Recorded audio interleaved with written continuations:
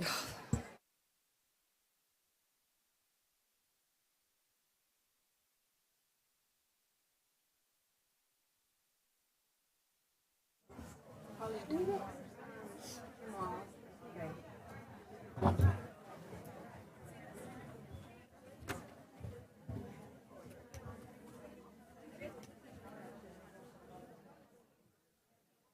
you park out front or back?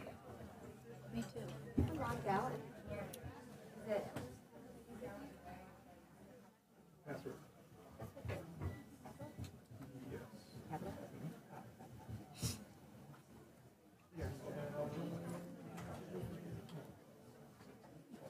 Okay, well, I'm going to start.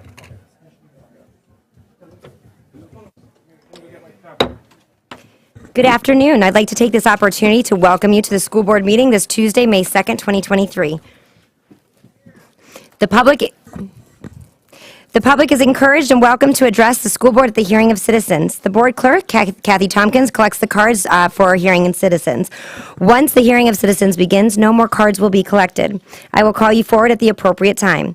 Today, our student representative is Anya Schwartzbauer and will lead us in the pledge. Please stand.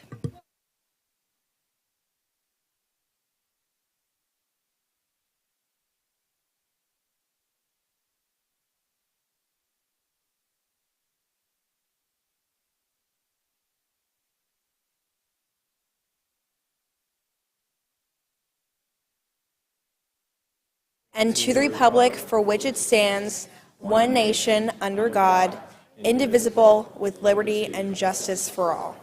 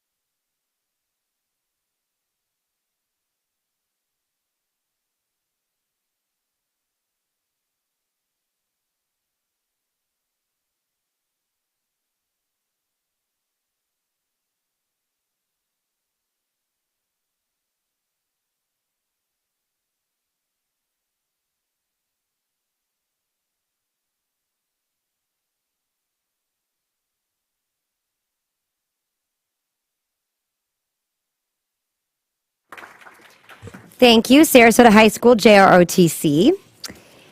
And again, welcome, Anya. Under our arts highlight, please have a seat and enjoy Southside Elementary Jazz Band. You guys are in for a treat. Performing Cantaloupe Island by Herbie Hancock. Music teacher, Mr. G. Principal is Jamie Hannon. And the students are Holden, Gabriel, Colin, Liam, and Alan. My goodness, we're working on it.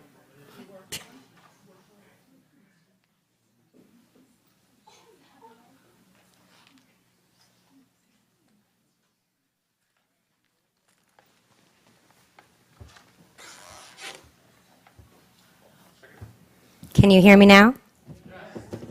Let me try again. Please have a seat, thank you, and enjoy Southside Elementary Jazz Band performing Cantaloupe Island by Herbie Hancock. Music teacher is Mr. G, principal is Miss Jamie Hannon, and the students are Holden, Gabriel, Colin, Liam, and Alan. You guys are in for a treat. Are you guys ready to come up?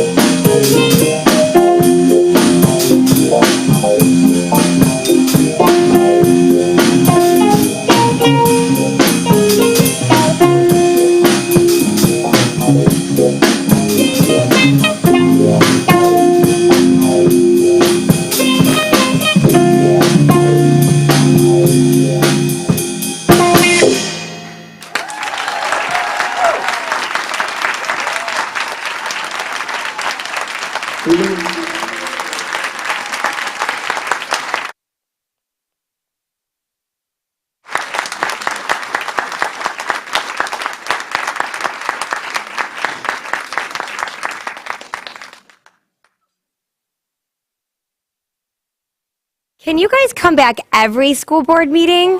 That was so amazing. Let's give them one more round of applause. That was awesome. Thank you so much for sharing your amazing talent. Thank you, Mr. G. Thank you, Mrs. Hannon. Thank you so much. That was awesome. That's going to be I mean, there's no where to go but down from here. But we won't. Again, thank you so much. I wanted to introduce our student representative, Anya Schwartzbauer from Sarasota High School. Welcome, Anya. Thank you for having me. Thank you for being here. I'm glad you got to experience one of our finest groups here, our young elementary students. know. But can you tell us a little bit about yourself? Sure. Well, I'm a senior at Sarasota High School.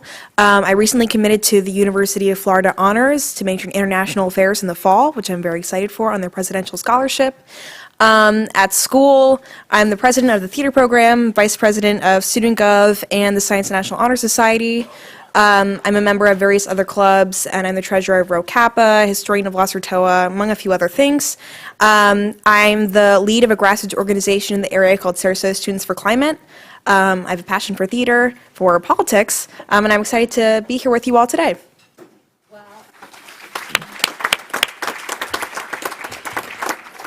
Thank you for joining us. Sounds like you have a lot of extra time on your hands with all those clubs. No, I really appreciate you joining us, and we look forward to seeing your future endeavors and great success. Thank you. Moving on to special presentations. Today we'll be highlighting our student athletes. I know there's a lot of jingles in the audience for all the awards. So please welcome James Slayton to do the recognitions.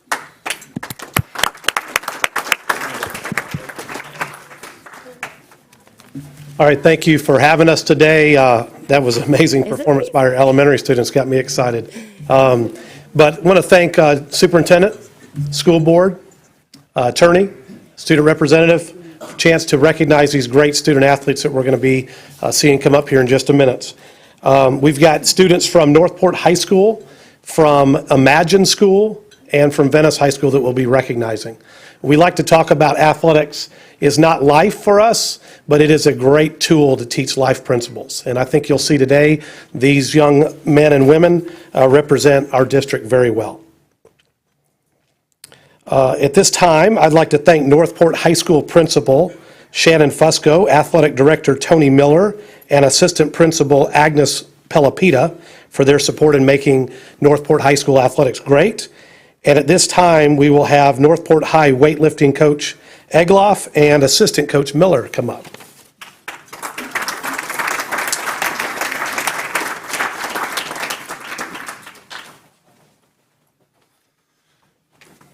I'm Tony Miller. I'm the athletic director at Northport High School, and Matt Egloff's our head coach. Thank you guys for having us here today. I also get the privilege of being the assistant weightlifting coach, so weightlifting has always been one of my passions. I look across a lot of familiar faces out here in the crowd, a lot of ladies out in the crowd, so I love coaching the female weightlifters and female athletes. They just seem to have a little it about it differently, and today we're here to celebrate Aubrey Jarvis. This is her second year in a row being a state champion. She won the state championship this year in traditional. Last year she won it in traditional and snatch. She's sitting next to two of her former teammates and good friends of hers, but Aubrey is just, she has that switch. When we went into our district meet, we said, okay, do you want to lift one weight or go up to the next? And she knew what she had ahead of her, and she got focused, and she ended up beating the girl that had beat her at regionals. So won the state title this year again. Aubrey Jarvis for one of us, is one of our main athletes on campus. She's 3.9 GPA. Can't say anything else about her other than we're so proud to have her on our campus and to be one of our student leaders. So thank you.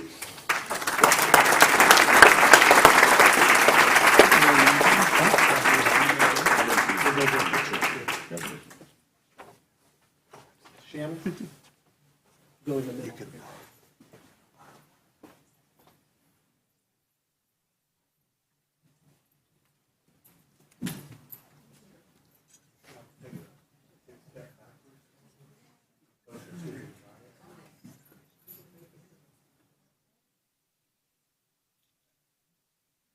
Remember, if you can't see me, I can't see you, right?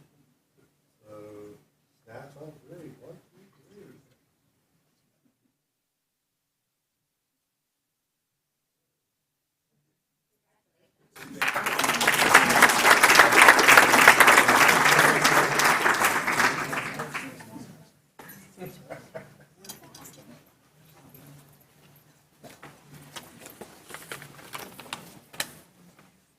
All right, great job, Northport High School. At this time, I'd like to thank Northport Imagine Principal John Halcomb, Athletic Director Tony Graham for all their support and efforts to make Imagine athletics great. At this time, we will welcome Northport Imagine weightlifting coach A.J. Atwood.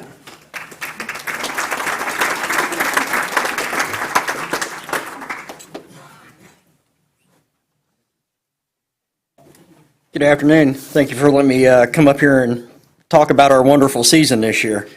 This season, Imagine School and our small squad had 5 individual members that were able to go compete at the state competition for individual titles. Out of that, 3 came home with 2 gold medals and 1 silver, and then in the midst brought us a second place state championship going against a 17-person squad from Swanee. So it was an amazing season. I brought with me today Madison and Tristan Atwood, my daughters. Madison is in her 3rd year as a state champion, and she's also a senior. And then her sister Tristan, who is a state champion and a previous runner-up. Both are also USA weightlifting national champions, and they're going for their 2nd title next month.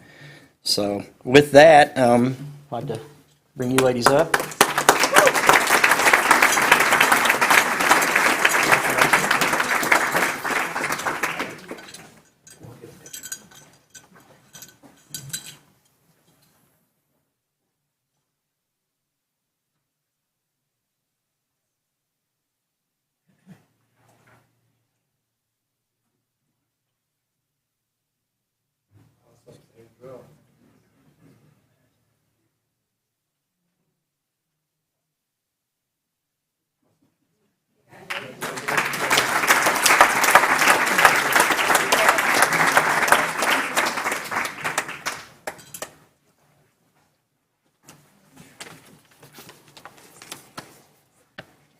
All right, thank you. Great job, Imagine.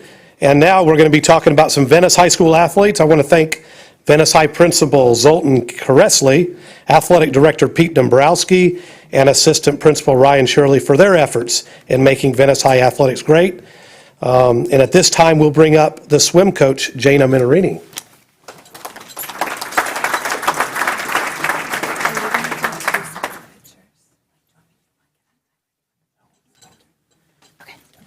Sorry, just needed clarification about bragging on my kiddos. So we had 2 state champions. Is that loud enough now? Okay, so we had 2 state champions at Venice this year. I'm going to talk about our senior first. So our senior was Amadeus Knapp. He was actually a state champion in 2 events. So he first swam the 200 IM and won that. He was the district, regional, and state champion in that, so was able to sweep the whole series. And then he also was the state champion in the 100 backstroke, and again, was the district, regional, and state champion in that. So that's impressive in itself, just to win 1 state championship against everyone, but he was able to do it twice. And what I say about our athletes, especially on the swim team, is they're amazing athletes, but they're also amazing students. Amadeus has a 5.0 weighted GPA. He has accepted a scholarship to go to University of Florida to swim, which in the swimming world, University of Florida is the top school to swim at. I know, I thought you would gator chomp to him. And he's going to do pre-med. So he's just a fantastic young man. He's going to do amazing things next year, and he's just made us so proud at Venice. So I think I call him up before my next one. So Amadeus, come on up.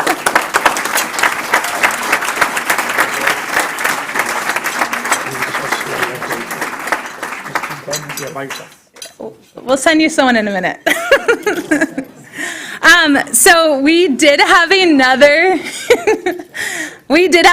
state champ at Venice. Her name is Maeve Ackerman. And the most impressive thing about Maeve, when she gets up here, you will see, she is not only an amazing student athlete as well, she's got that 4.5 GPA, but she is a sophomore winning state. So she's got 2 more years to defend that title.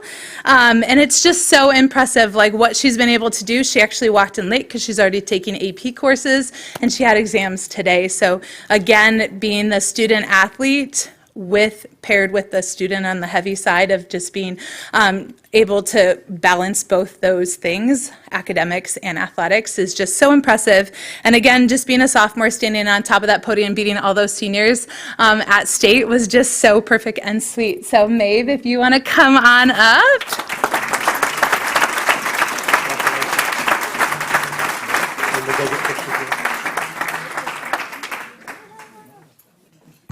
We just remembered, we used to actually go down there, but during COVID, so we're going to start going down there and taking pictures. So it feels, okay. All right. Board members, go down here.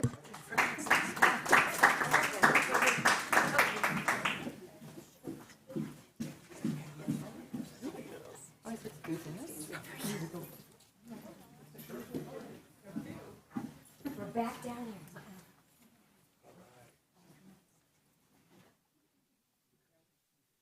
Balance it out. Everybody take, just take the center. Perfect.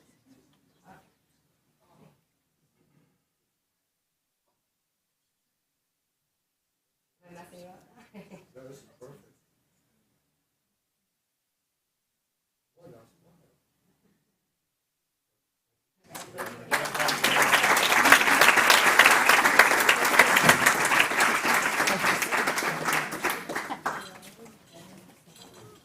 Up and down.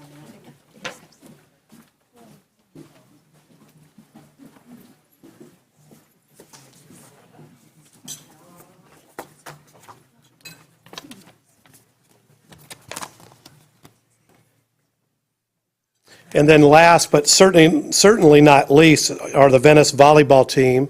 Brian Wheatley's going to come up in just a second to speak, and he probably won't tell you these things, so I'm just going to tell you. Next year, he goes into his 30th year in the district at Venice High School. I know he doesn't really look that old, but he's been here 30 years.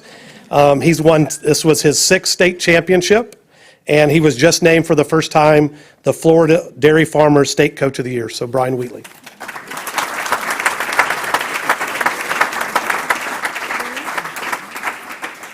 Good afternoon. Thank you for having us. First, I'd like to congratulate our other athletes, Northport Weightlifting and Imagine, and also our swimmers from Venice High. I want to apologize for the rest of our team not being here. Our beach volleyball team is in regionals today, so they're up in Clearwater today. I'm blessed and thankful to be the coach at Venice High. Appreciate that.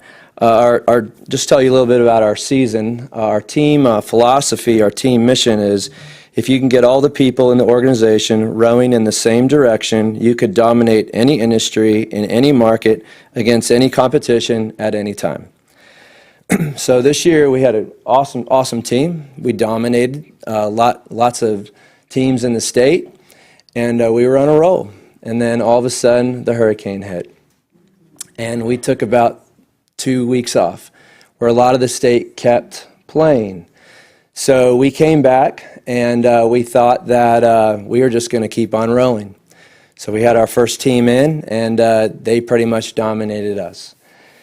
So that night, or that evening, we went back to our team room, and people were pretty devastated because we hadn't lost in quite a while.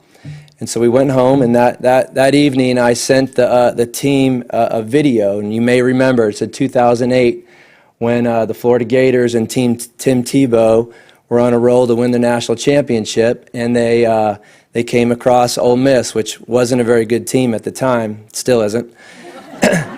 And but anyways, they lost, and at his press conference, you may remember, Tim Tebow was basically crying and said, "I apologize. From now on, I'm going to be the hardest working member in all of college football. I'm going to be the best leader." And it was a pretty emotional time. So anyways, so I sent that video to our team. Well, about 30 minutes later, my team captain, Leah Bartlett, she sent a text to me, and it said, "Coach, tomorrow our team is going to be late to practice because we are going to have a player-only meeting and get some things right. Hope you understand." So I was all for that. And really, to this day, I don't know what the meeting was about, what it was said, but I do know that they came in and they were the hardest working team we've ever had. It was focus, focus, focus. We won our next 11 matches and won the state championship. So really proud of them. You know, these guys are always going to be in some type of team. So that's what we preach is team, team, team. They're going to be maybe in their sorority one day, maybe in college athletics, in their family one day, in a business. So it's really important that they know what teamwork's about. And also off the court, they're not bad either. They had a 3.71 as a team this year. So pretty smart kids. So let me introduce introduce them to you. We have sophomore Brighton Ferguson.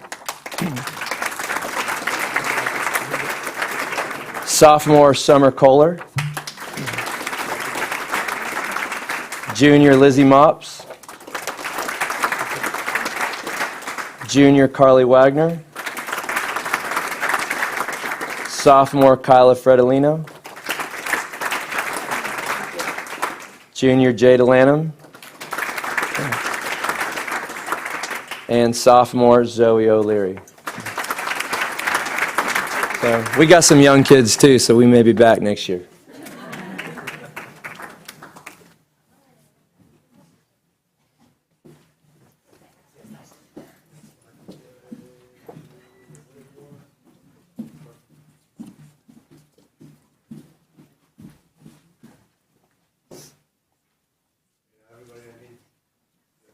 Adults on the outside kind of turn, slip in behind or turn sideways, so we get y'all in.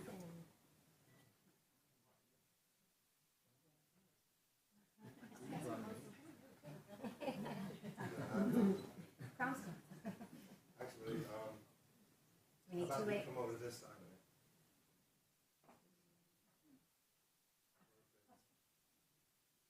Okay. Each way, like that.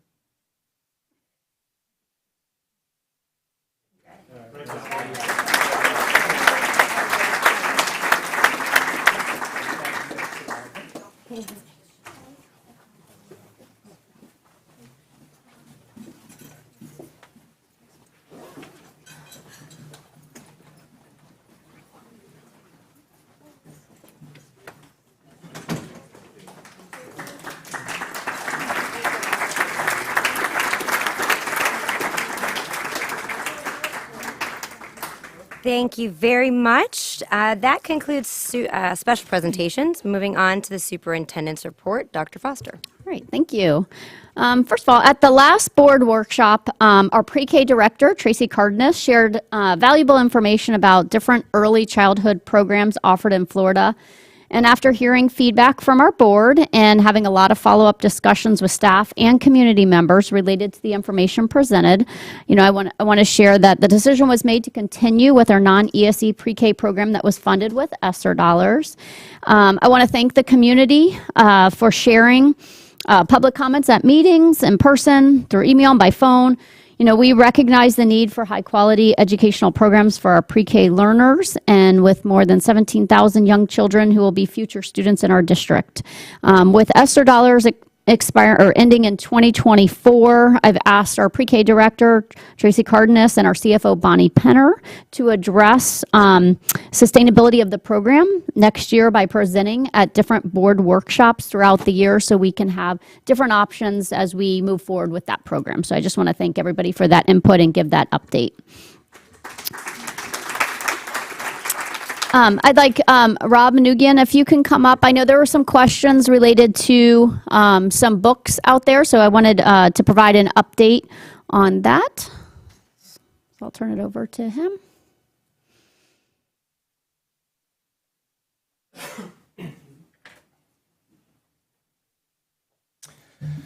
Good evening, everyone. Thank you for having me. I know there were some questions or concerns about some of our processes that we follow here in the district regarding challenged materials.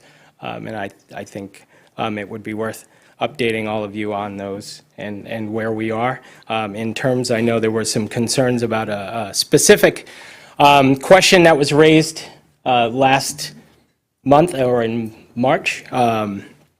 Regarding a book that was brought to my attention after a concerned email from a member of the public. And with that book, we did take that book and take a look at that specific title to determine how we should proceed. We do have a process that we value in this district. I think we've shown that and represented that very well in the past. as we adapt, I think we can all agree that we want nothing but the highest quality materials in front of our students and staff to use all the time, and that these situations are evolving rapidly as legislation changes, and we work really hard to ensure that our policies and process match the law and allow for us to handle these cases individually as they come up, because they're all unique. We've had several challenges raised for specific titles in the past, and we are dealing with them. We have 2 active now. The specific title that was brought to my attention, I was asked to take a look at the book. I was not familiar with the title at the time. I did do some research on it.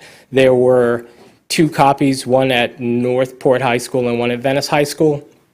Again, as I stated earlier today, and I'll restate here, in looking at those copies, our historical data only goes back to 2013. Our system changed over in 2013, and we couldn't at the time, technology would not allow us to bring in any historical data in terms of circulation or when titles were added. We use the target date of March 2013 when we're looking at titles for historical information and for weeding purposes, to see when that book entered our system, how many times it's been circulated. When we weed our libraries, as we work through that process, we use that circulation data as a key component in that. So in this case, the 2 copies, only one of the copies had ever been circulated. The other copy, and forgive me, but I cannot remember which copy was which school had the copy that circulated. It had only circulated one time. So in looking at that, in following the law in terms of what it means to vet a book, I also took the time to look at professional reviews for that title, as well as crowdsourced reviews, and it was very clear to me at the onset that the book was geared for an adult audience. I think it's very important that we recognize the fact that when we're talking about books, and as passionate as I am about reading and our kids reading, that we also, it's incumbent upon us as a school district to recognize the fact that there are materials that I think everyone would agree aren't written for K-12 students, and they're written for adults. This title was one of those titles. It was not written with the intent.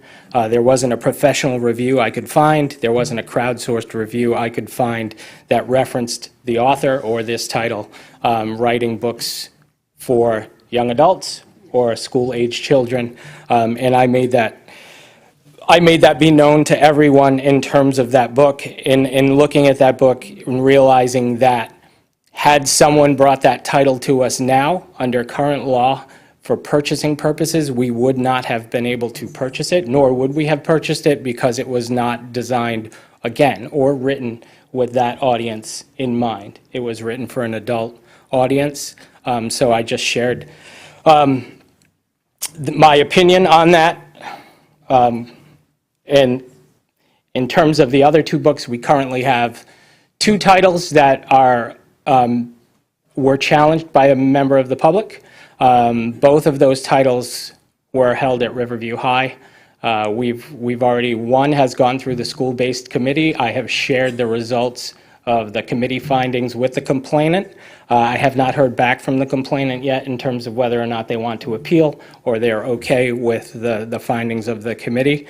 The other book, again, due to the nature of the complaint and the fact that it was at the same school, and we are asking teachers and parents to take their time and diligently work through the process, that it would only be fair for them to do that process sequentially and not concurrently at the same time. That coupled with Riverview's principal had asked me if any member of the committee that reviewed the first book did not want to continue, that she would have time to find additional staff to serve on that committee, which we had to do as several members did not wish to continue.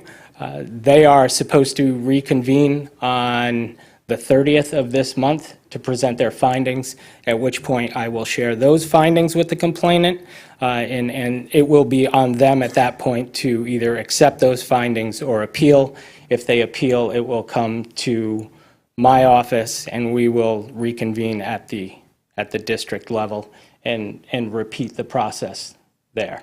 So I'm happy to answer any questions from the board if they have any. Thank you. And this afternoon in the board workshop, Mr. Manugian did share an update, we wanted him to share again this afternoon at the board meeting.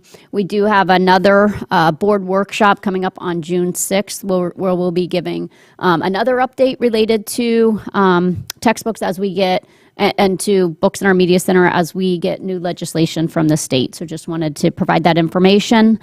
Also, I want to share, sign up for the Family Access Portal. Parents and guardians are strongly encouraged to create a portal account if you haven't done so already.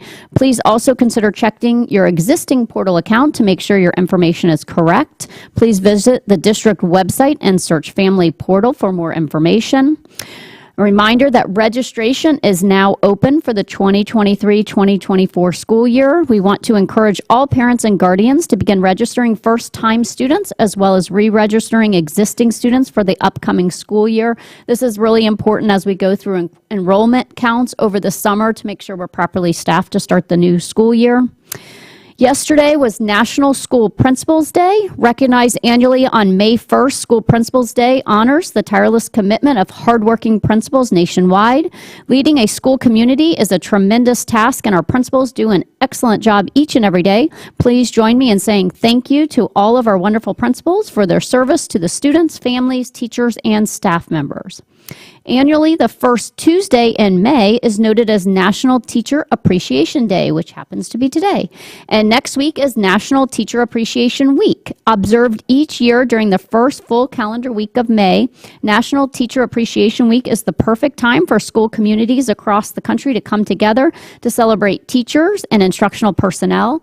We know teachers play a crucial role in educating our children. Please join me in thanking all our amazing teachers and instructional personnel next week and every week for dedicating their time, expertise, and compassion toward helping our students.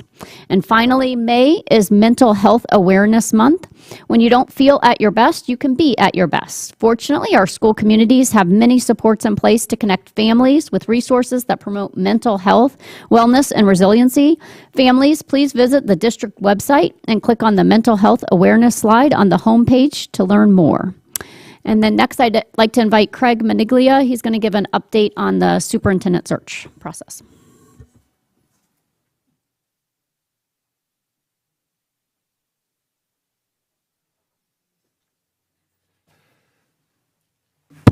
Thank you, Dr. Foster, school board members, attorney, student. Thank you for being here this evening. As you know, McPherson and Jacobson is our search firm, and currently we've already done 2 searches in the community. One was at Venice High School and one was at Booker High School. Starting on May 8th, we will be at Riverview in the cafeteria, employees from 4 to 6, community from 7 to 9. And then the very next night, Tuesday, Northport is where we'll be in their cafeteria, employees 4 to 6, community 7 to 9. The survey will actually close on May 12th at 4:30 p.m. I can't encourage everybody enough to get out and share your voice. We have the consultants there who run these meetings. There's Mentimeter that's set up so you can do anonymous answers to the questions. I will say that the questions that are asked at the cafeterias on these 2 schools are the same questions that are on the website that you could answer in multiple languages, 5 different languages that are up. However, when you're in person, sometimes you get a little bit more of, you get ideas from other people who are there, so we encourage you to come. I'd also like to say that there's been some questions. Again, Sarasota County Schools is not running these. We're supporting the search firm to help the community get there. There have been some questions about what you might call ballot stuffing or people taking multiple surveys from the same computer. The search firm ensures us that they're looking at IP addresses and only one survey will be omitted from an IP address. So that's how they're handling that. So if you're taking multiple surveys from the same computer, you're kind of just talking to yourself, apparently. So, and again, it is a community survey, so we don't have emails for everybody in the community. So anybody in this community, anybody in Florida, Anybody in the country could take this survey because it's public. But we should be able to tell if you're truly indebted to our area, that you'll be answering the questions that'll help our school board make the decision. That's what I have. Do you have any questions, school board members? All right, thank you. And that concludes the report. Thank you. Thank you very much. Moving on to the hearing of citizens. Each speaker will have 3 minutes to speak. When the timer flashes yellow, 1 minute remains, and you will need to begin to summarize. You must stop speaking when the buzzer rings. To the audience, please note that respect for divergent viewpoints and civility will be shown at every board meeting. Whether you agree or disagree with a speaker, you should listen politely and respectfully without making any sounds of approval or disapproval, including clapping. I recommend waving hands if you feel passionate. I recognize that there are a lot of passion and emotion with each decision that comes before this board and the impact that they have on our students, families, staff, and community. As such, I believe it is important that we afford the opportunity for each speaker to be heard. To my fellow board members, any comments during hearing of citizens that you would like to respond to will take place at the conclusion of public comment. My request is that when you respond, you keep it to the issues that have been brought forward and refrain from directing it to any individuals of the public. I also request that public comment keep it to board members or issues, but not direct any comments to members of staff. Per statute 1001.372, parent 3, anyone causing a disruption will first be given a warning, and if the conduct does not stop, you will be asked to be removed from the chambers. But we're going to have all row in the same direction, so we're going good. First is Martin Hyde, and then Barbara Vaughn.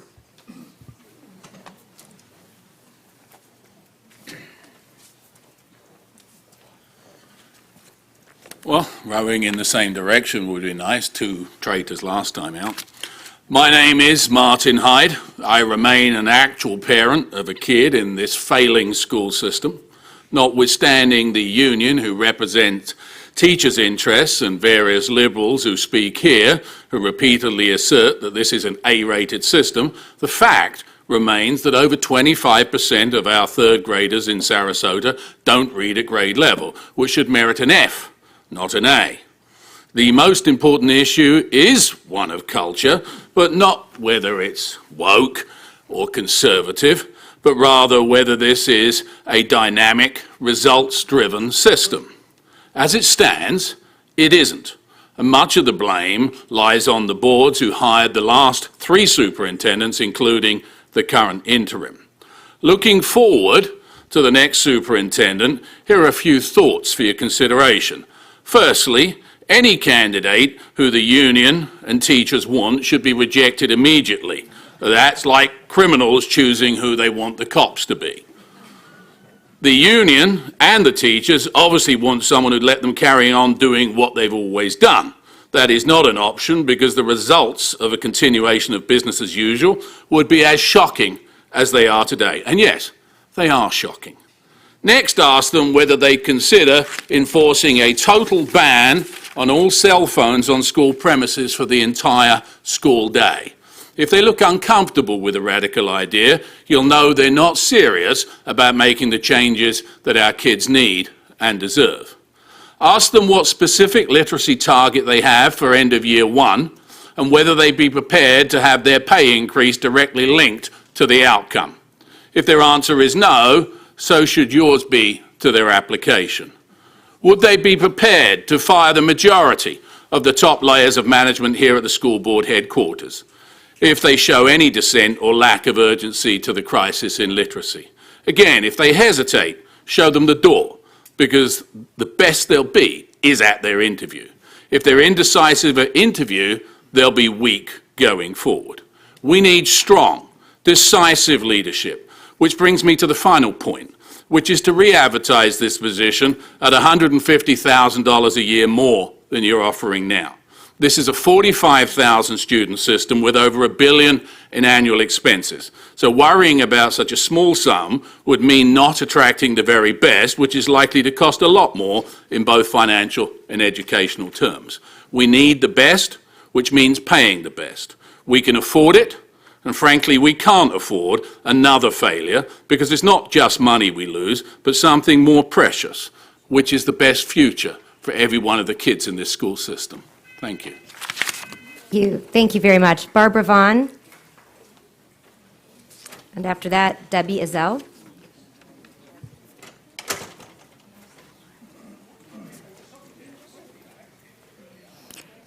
Hi, I am Barbara Vaughn, and as most of you know, I come here for one reason and one reason only, and that's to pray for us. Father God, we give you thanks and praise because you deserve our thanks and praise, no matter what we call you, God.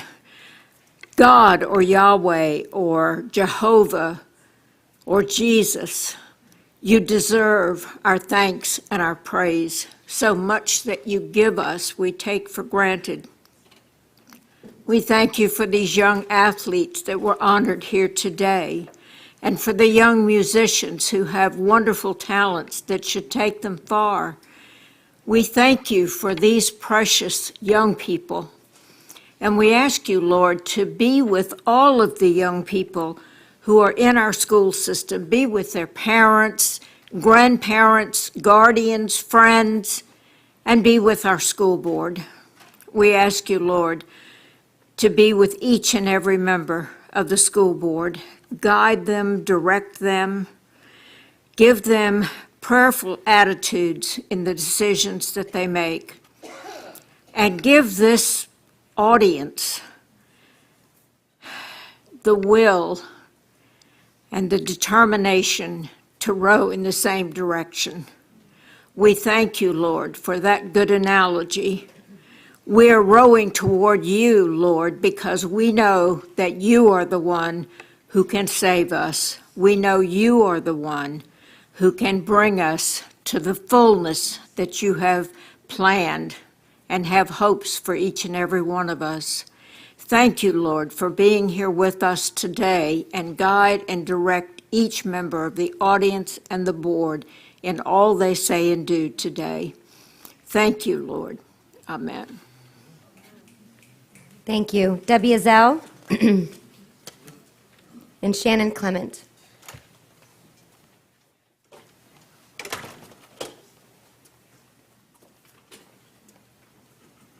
Don't believe Debbie made it, so I'm just going to.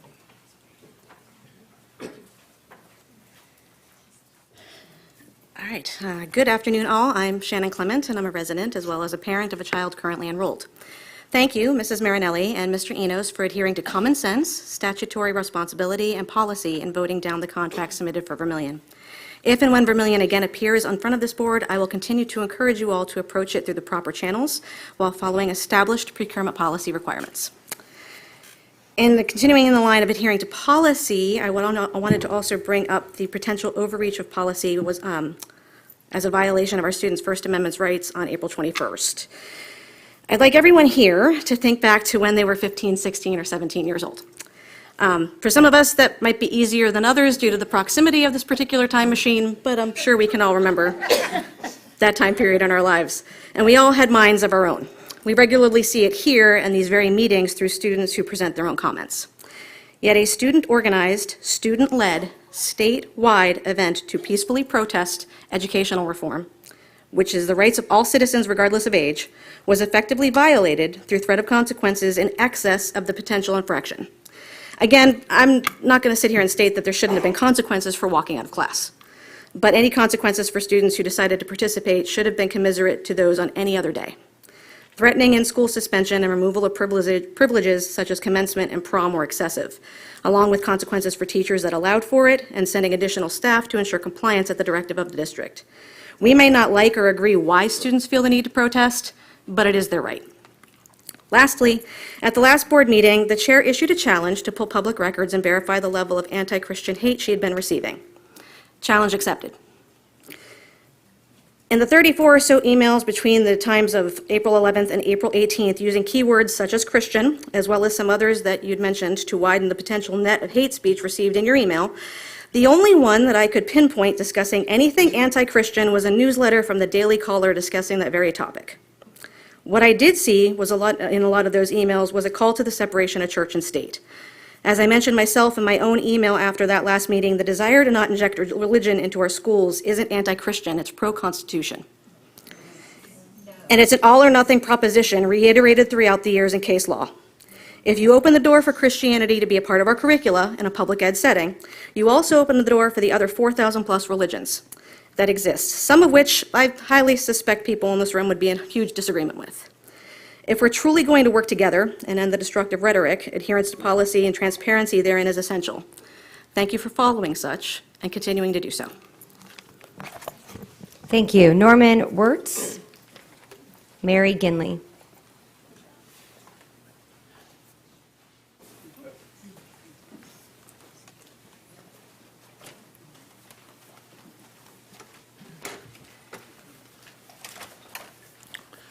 Norman Wirtz, a resident of Nokomis. I also wanted to thank Ms. Marinelli and Mr. Enos for preventing the hiring of an unqualified consultant through a non-competitive bidding process with a really unachievable scope of work. But I understand that Vermilion issue has probably not disappeared, and that calls to mind a phrase from the end of Inherit the Wind, which was about the monkey trial and the attempt of Tennessee to prevent the teaching of evolution.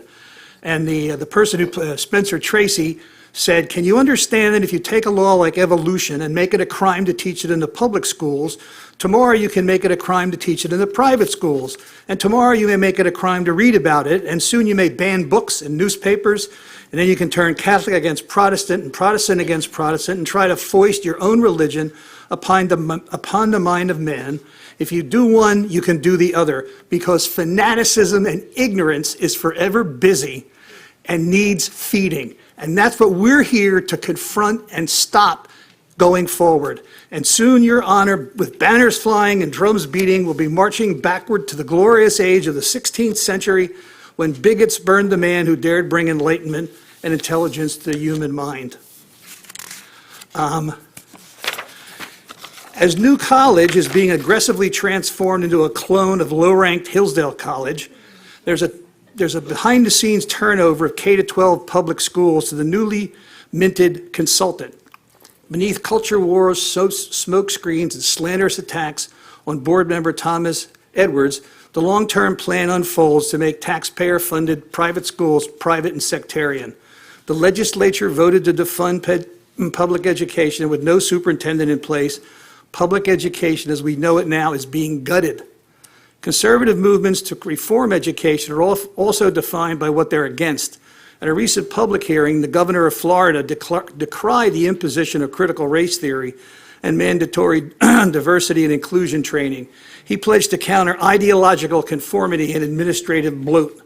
On the other hand, when DeSantis and other Republican politicians try to articulate what they're for, what exactly they want education to look like, one name comes up repeatedly: Hillsdale College. In DeSantis, his chief of review told the National Review that the government hoped to transfer New College of Florida into the Hillsdale of the South. As a result, a growing number of educators are opting to depart from the field, cultivating an acute shortage of qualified teachers in schools, which in turn has given rise to ballooning class sizes. Although discussions with individuals involved within the state's educational framework, the situation has been attributed to low salaries, overemphasis on testing, and accountability and inadequate support from administrators. I would urge you to address the morale problems that all of this nonsense has caused with the teachers, and fix it. Thank you. Mary Ginley, Layla Newcomb.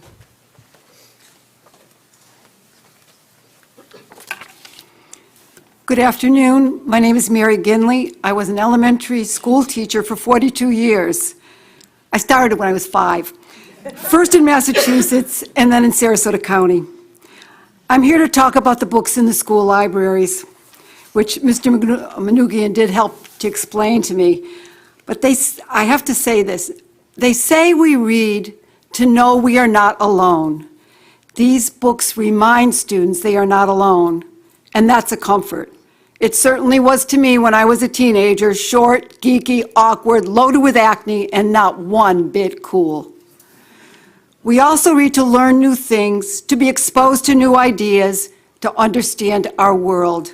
School prepares students for our complex, ever-changing world, and one way they do this is by the wide variety of books they put in our school libraries. So now we come to book challenges. To my knowledge, we have 2 at the moment, and my guess is the decision is going to be to leave those books on the shelves. I'm glad. They should stay. One's an award winner. I understand that the 3rd book that Mr. McGuigan was referring to, Choke, was removed from the Northport and Venice libraries without a review. You said you could do this, Mrs. Ziegler, because, quote, "We all agree it should never have been permitted in the first place and will only further undermine the faith in our district staff and leadership." Frankly, every time a book is removed, it further undermines the faith we have in our district staff and leadership that purchased the book in the first place. Obviously, you skipped some steps for the book challenge this time around, even though the manager of instruction and library services recommended going through the formal procedure. We can shrug our shoulders and say, oh, well, that book was disgusting. Oh, well, I wouldn't want my kids reading it. But that's not the point. The proper procedure was not followed. Can you tell I was a teacher? If we don't, who knows what books will disappear next week or next month because we all agree they shouldn't have been on the shelves in the first place. It is my hope we can send a clear message to parents of Sarasota County. They absolutely have the right to screen books that their own children read, but it stops there. No one parent should ever be able to prevent all children access to information in their school library. At the very least, though, please do not cut corners removing books from our shelves. Thank you. Thank you. Lila Newcomb, Nicholas Machuca. I always mess it up now. Now it's Nicholas. Hi, Leela Newcomb, grandma of 3 in Sarasota schools. First of all, I did hear today that today is National Teacher Appreciation Day, so I'd like to thank all the teachers and those of you up there, Ms. Rose, Ms. Marinelli, who have actually done that job. Thank you very much. On top of that, I have newfound hope that I am possibly addressing some individuals capable of making up their own minds and who are not just a wall of minions for those higher up in government. You all voted your opinions last time, some differing, I acknowledge, but based on facts presented here. Bravo. That brings me to the overall subject of differing political views. Granted, the school board is supposed to be nonpartisan, but face it, it's here. Now, I've seen and heard things about wanting to turn every county in Florida red, and even about getting every Democrat out of office. That really narrows the field of vision for everybody. And then on to Florida school boards. Get rid of anyone with opposing views? I hate to say it, but this is not democracy, it is autocracy, dictatorship. Left-leaning, communism. Right-leaning, fascism. Not name-calling, just definitions. There can be no good results for coming from this. If I put this online, I'd probably get laughing emojis, but trust me, it's not funny. So anyway, moving on, I've been thinking back about the mask issue, and I decided to question my 2 younger grandchildren who were in 1st and 3rd grades at the time. And I asked them if they were able to tell how their teachers were thinking or feeling. They both said they had no problem. My grandson said tone of voice and eyebrows. Thought that was cute. My granddaughter said their eyes. Now, did they enjoy wearing masks? No, of course not. Nobody does. But were they emotionally or academically harmed? No. Harmed when schools closed down completely? Yes. But when they opened back up with masks, they were thrilled and they did catch up. I just feel like the fear and anger coming from that recent episode in our history is affecting everybody's logic. Suddenly, it's all about CRT or LGBTQ and all things not understood and feared by the so-called majority. Diversity exists, and not only are segments of the population not going to go away, but there are some amazing people in all segments of the population. Don't dismiss them. Please don't vilify them. There are children being seriously hurt by all the hatred lately. We just need to get over it and move on. Thank you. Thank you. Nicholas Machuca, Sebastian Gersel, Paulina Testerman.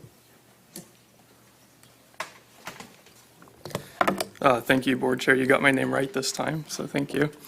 I first wanted to make a note that there is a student before us today, like all meetings, so I hope that the audience and speakers can keep that in mind during public comment. If we're worried about what students are reading, we should also be concerned about what they're hearing in public spaces as well. I'm here representing Equality Florida once again, and first I wanted to thank board members Enos, Marinelli, and Edwards for voting with your conscience and ending the fiasco with Vermillion. Admittedly, I had expected another outcome, and I was pleasantly surprised when I heard this board had done the right thing and declined services with Vermillion. I should probably go on vacation more often. The community will remember the three of you who made the appropriate decision, the same way they'll remember those who did not. I invite the rest of today's speakers to also extend their gratitude to the leadership shown by the three of you. Credit where credit's due. Hopefully, we don't have the same issues as we turn toward the superintendent search. I think we would all appreciate a more honest approach on that front, and it sounds like we're getting it. We must ensure that the search and appointment of a new superintendent is transparent, community-driven, and keeps the safety, inclusion, and achievement of all students at the forefront. Our students deserve an education leader and not a politician, and certainly not Vermillion Round 2. The superintendent search must be a thorough and transparent process that allows for significant stakeholder and community input. Our faculty, staff, students, and their families deserve to have a leader, not a politician. The next superintendent should be someone that the board can agree on unanimously to help bring our community together. The next superintendent should also be a candidate with significant experience, who has a background connected to education. The ideal candidate has served as a teacher, a principal, and a district administrator. Our students deserve a candidate focused on academic excellence, and we believe someone with deep roots in education can be that person. The failed Vermillion contract was secretive and rushed with no competitive selection process, and we can't have that for the process of selecting our superintendent. So please take this opportunity to build trust in the community. Thank you. Thank you. Sebastian Gersel, Paulina Testerman.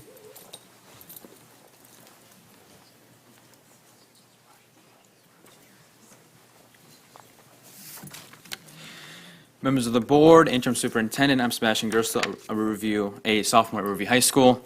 Mrs. Ziegler, you were right. It really is only down from there. Going to public school has become almost a running joke along the times among students.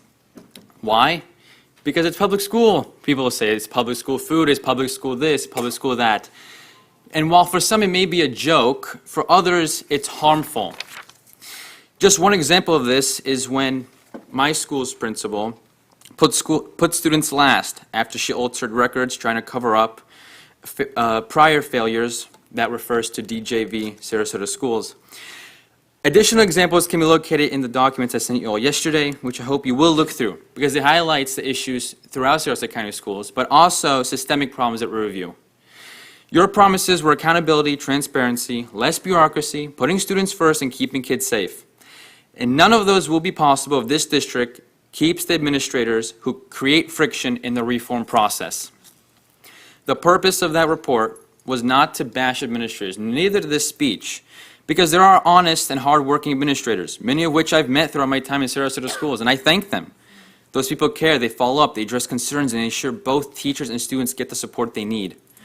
What the district must do is to weed out the administrators who weigh down the rest. Additionally, experienced veteran teachers should be the ones promoted to administrative positions because, for the most part, only they can seal the gap between the district, administration, and the classroom. Only they know the true problems within our schools, and only they know what's best for the students because they are the ones connecting with parents and school community members most often. Sarasota schools are blessed to have incredibly talented and dedicated educators, yet we are also cursed by those that run many of our operations at the very top. That is the priority this board must address if you wish to accomplish any real reform for the rest of your terms. Thank you. Thank you. Paulina Testerman, Marjorie Peters. Good afternoon. My name is Paulina Testerman. Today I want to address corruption and lies on our school board. Regardless of which side of the aisle you sit on, our community as a whole should be outraged if we find evidence of lying from school board members. Sunshine laws state that the public must be given adequate notice regarding issues that will be discussed during school board workshops and meetings. On March 21st work session agenda, Mrs. Ziegler had Vermillion Education listed. The board was provided a Vermillion brief that was delivered by courier to the board members' homes. That brief has still never been disclosed to the public. During the meeting, Mr. Edwards specifically notified the board that the brief was not attached and everyone ignored him. Mr. Edwards tried in vain to work in the sunshine, but it fell on deaf ears. Subsequently, Vermillion Education was added to the April 4th board workshop, but again, the brief was not attached. During the meeting, Mrs. Ziegler had the audacity to lie for the second time when she stated, quote, "I'll use Vermillion. I brought that up as a discussion and assignment. I had supporting documentation." That is a lie, Mrs. Ziegler. You provided the public zero documentation. Later in the meeting, you stated, quote, "We have Mr. Adams from Vermillion. I had this previously under my name and at the time had provided some background information in advance." That's lie number 3, Mrs. Ziegler. You didn't provide the public any background information. Mr. Edwards then responded that, quote, "The backup is not available to the public. The backup that I received in my packet that was delivered to my home is not on the Novus agenda." Your response, Mrs. Ziegler, was lie number 4 when you told Mr. Edwards that the packet was attached to the agenda. Mr. Edwards continued on stating, quote, "You are entering into legal situation about not giving the proper notice for documentation back on the 21st. I would suggest that this be shut down." Mrs. Ziegler responded with lie number 5.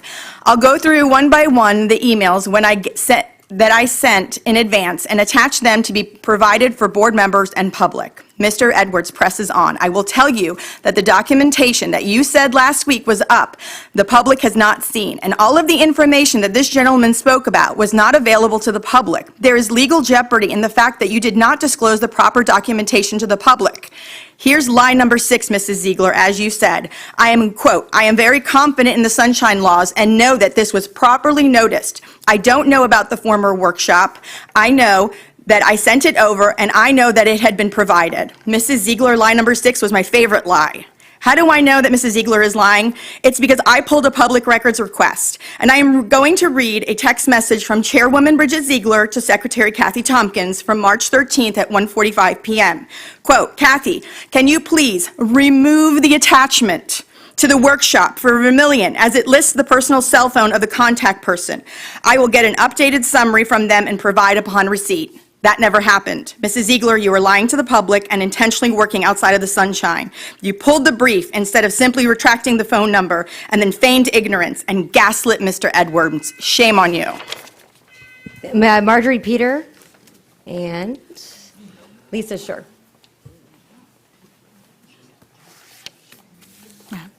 Interim Superintendent, board members, Madam Chair, my name is Marjorie Peter, a resident since '87 and the parent of 3 students who've graduated from the district. I had the privilege last week of attending the Volunteer and Business Partner Recognition Reception held at the Suncoast Technical College. It was delightful. What was especially impressive was that the complicated refreshments and the musical entertainment was provided totally by students. This district has a lot to be proud of.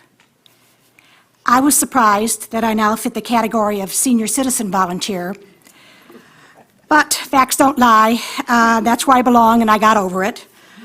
But my point is that an event like that doesn't happen in a vacuum.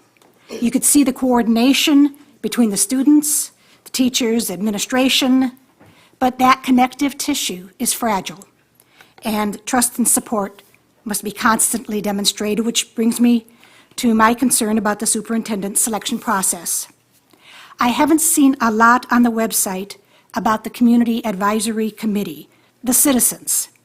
I know there are the four town hall meetings to provide desired characteristics to the search firm, but I'm talking about once the candidates have all submitted their resumes, who will be joining with the board to review them. I see on the website that on May 18th, the board alone selects the semifinalists. The board alone then interviews those semifinalists. And finally, during the week of June 12th, there's mention of the board and a committee reviewing the finalists. To me, that's getting pretty late in the game if you're looking for a July start date. This is May, so you must already have the citizens lined up, and we'd like to thank them. This is a hard volunteer job. But who are they? Do you have people from the arts community, from the Arts Alliance?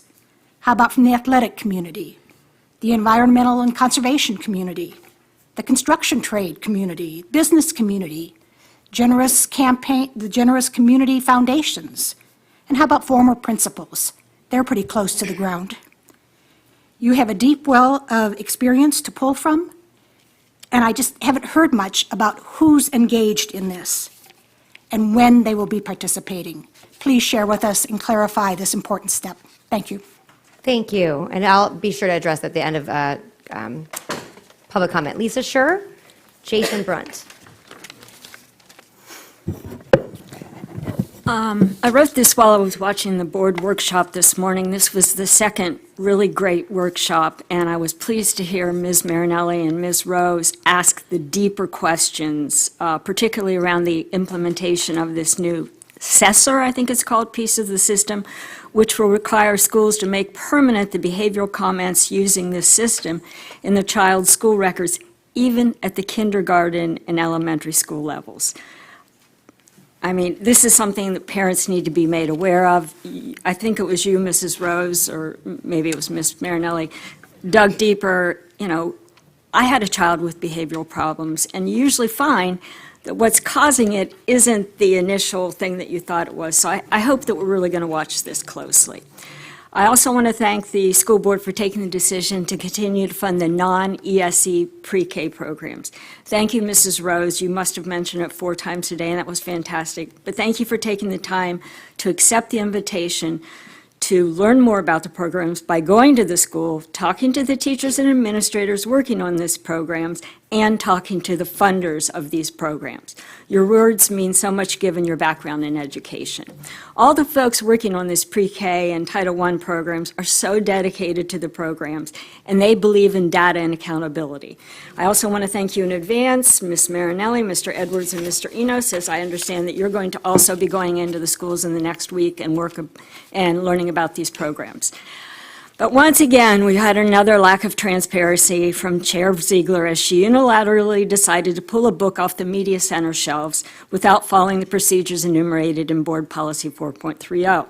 According to an article published in Your Son, parent Melissa Bacandi wrote that she didn't have the time or stamina to file a book challenge for this particular book, so she passed the baton to Ms. Ziegler, who took care of it right away.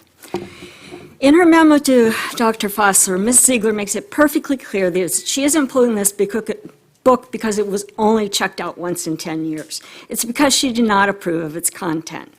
But at today's workshop, she brought in Rob Manoogian to state that the book was pulled off the shelves for lack of circulation. Remember this, your written and verbal statements can be used against you in a court of law, just like those Disney tweets which have come back to haunt you.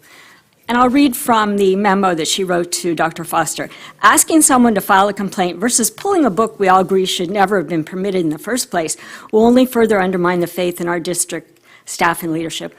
Well, I don't know that we all agree that it should have been pulled. This should have gone through the process just like all the other books. Lack of transparency, it just keeps coming back. Thank you. Thank you. Jason Brunt and Michelle Posey.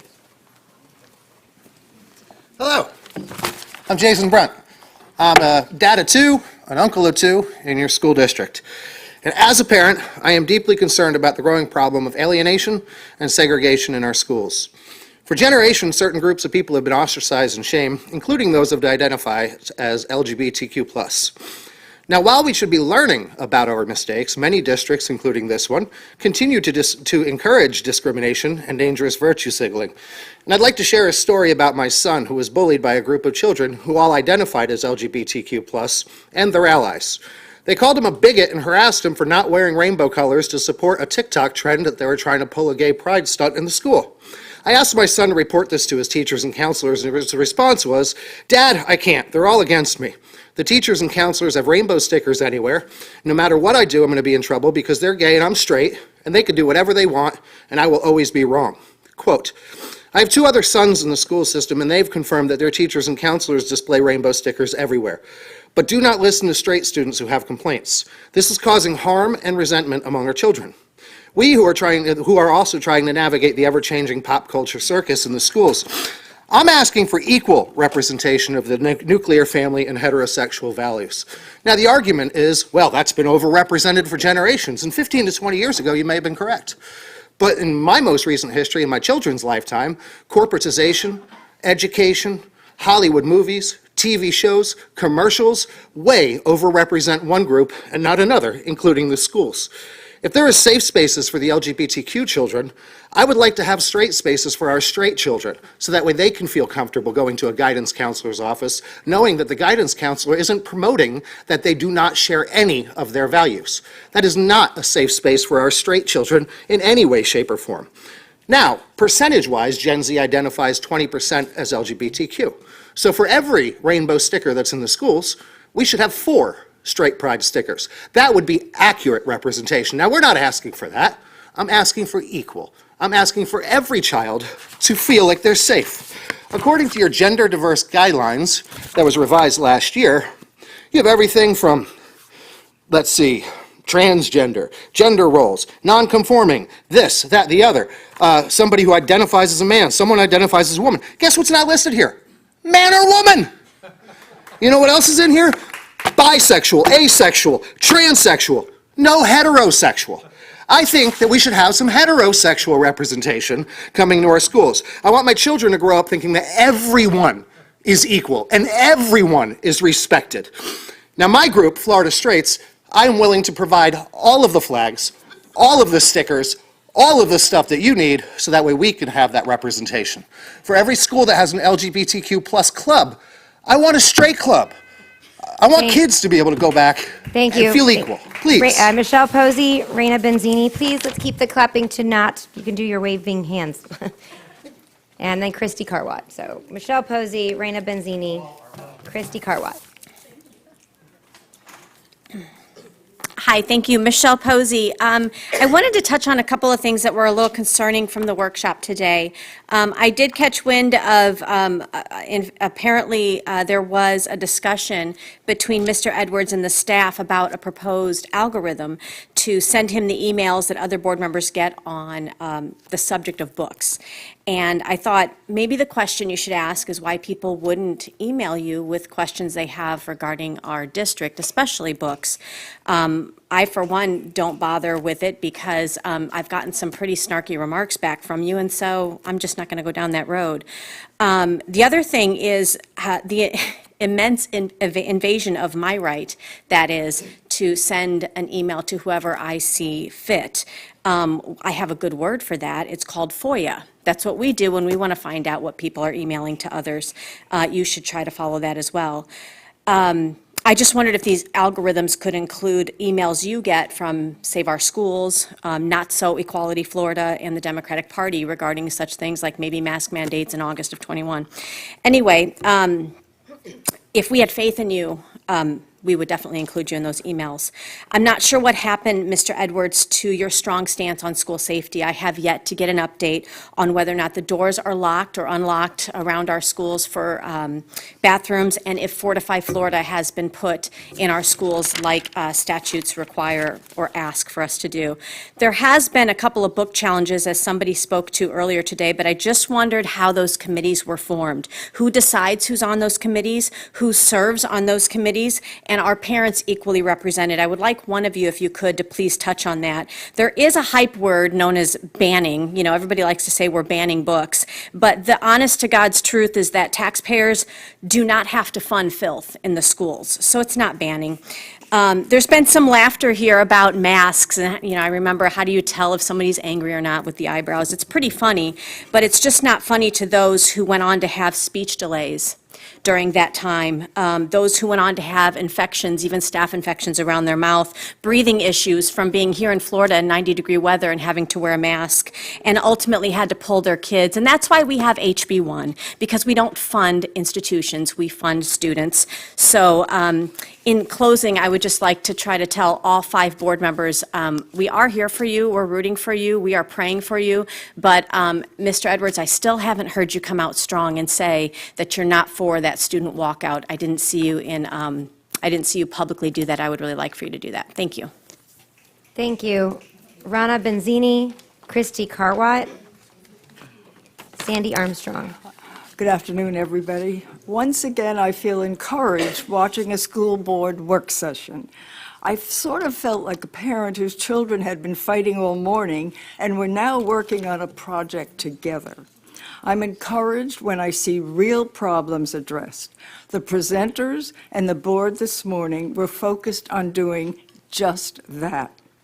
Having said that, I also sensed not just an elephant in the room, but a passel of pachyderms. Their trunks emerged at the end with some of the school board members' comments.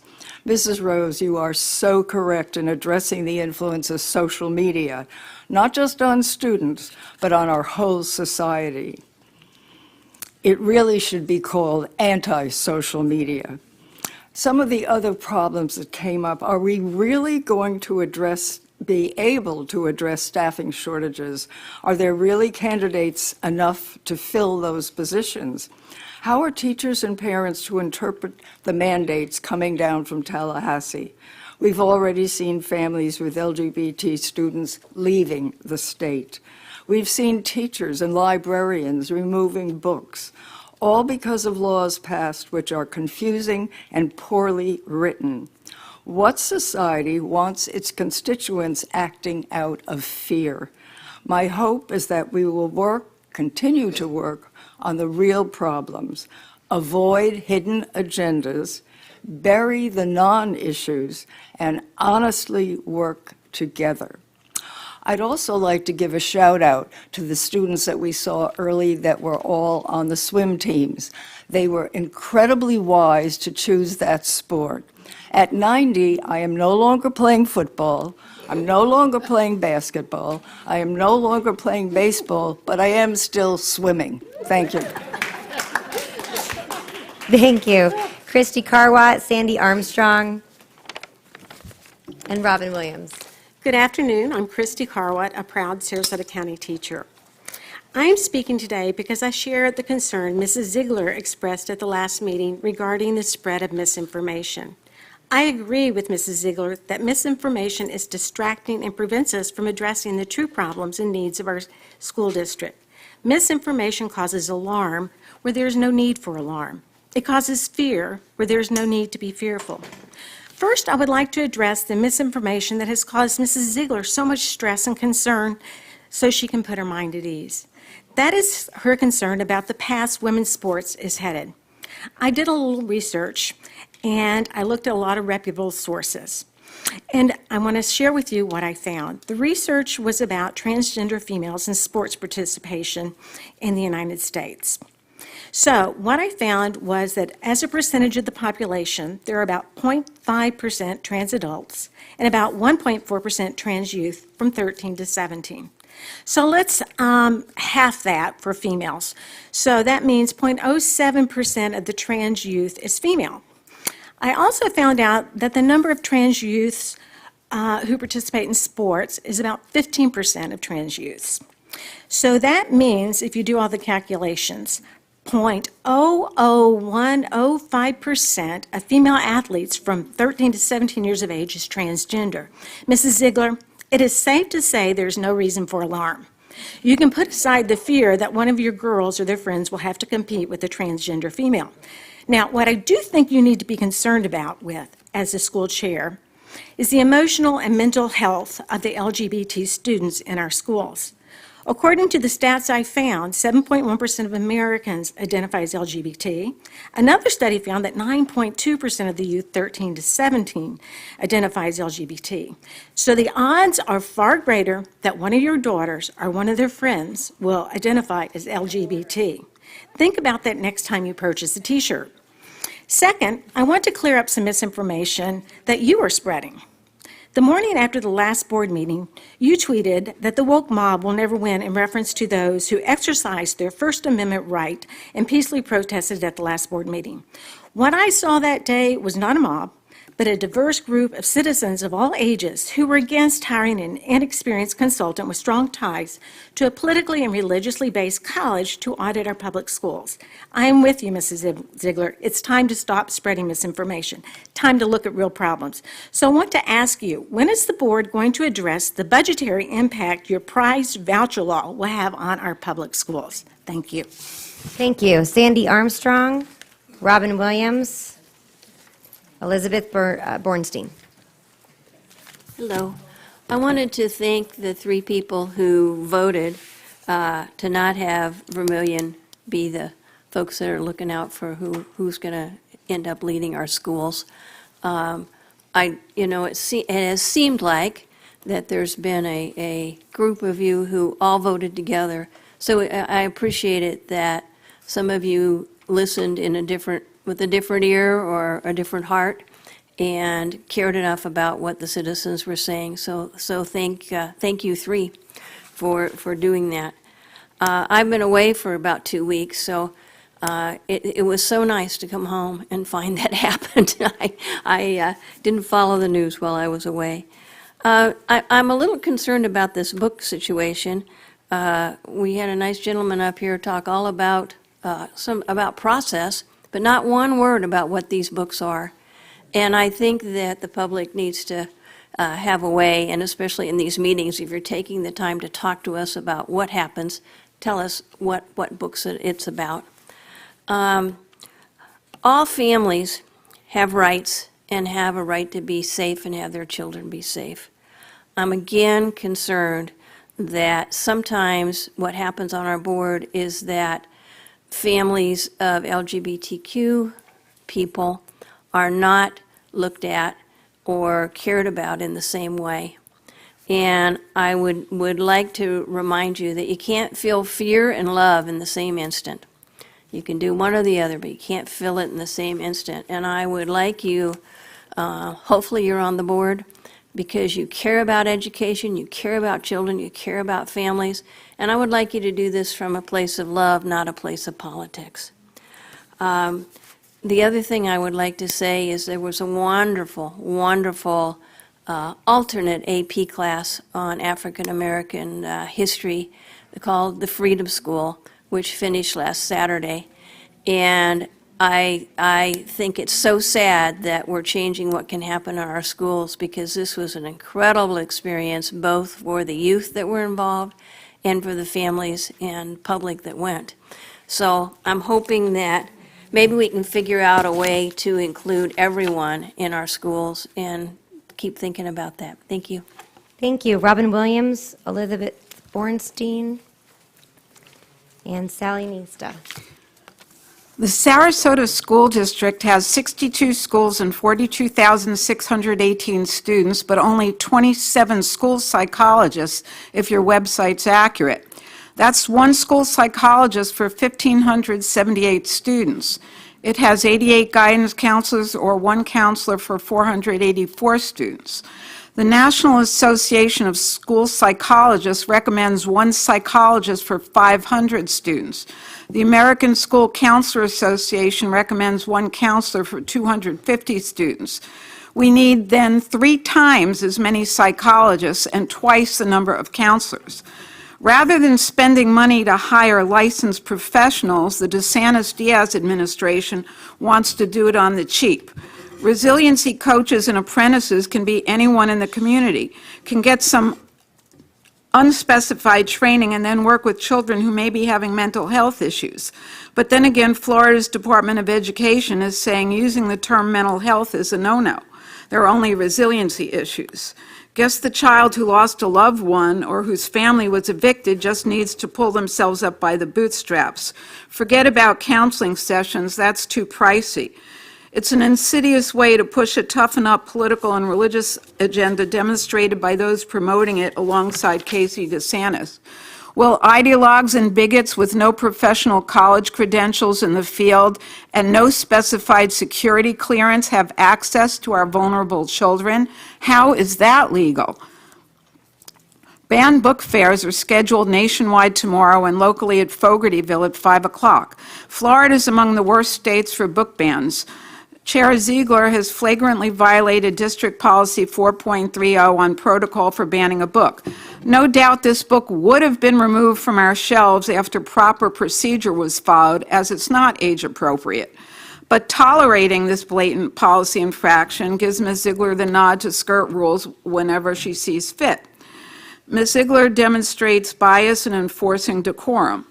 Homophobic, defamatory tirades, clear violations are permitted, but turning your back on hate speech is not, even though such action isn't in the rules.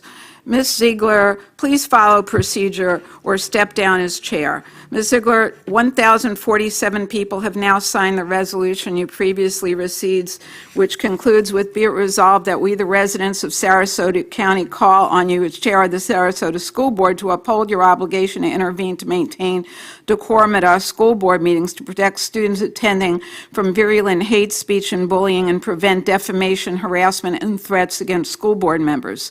Such defamatory, harassing, and threatening speech is not protected speech.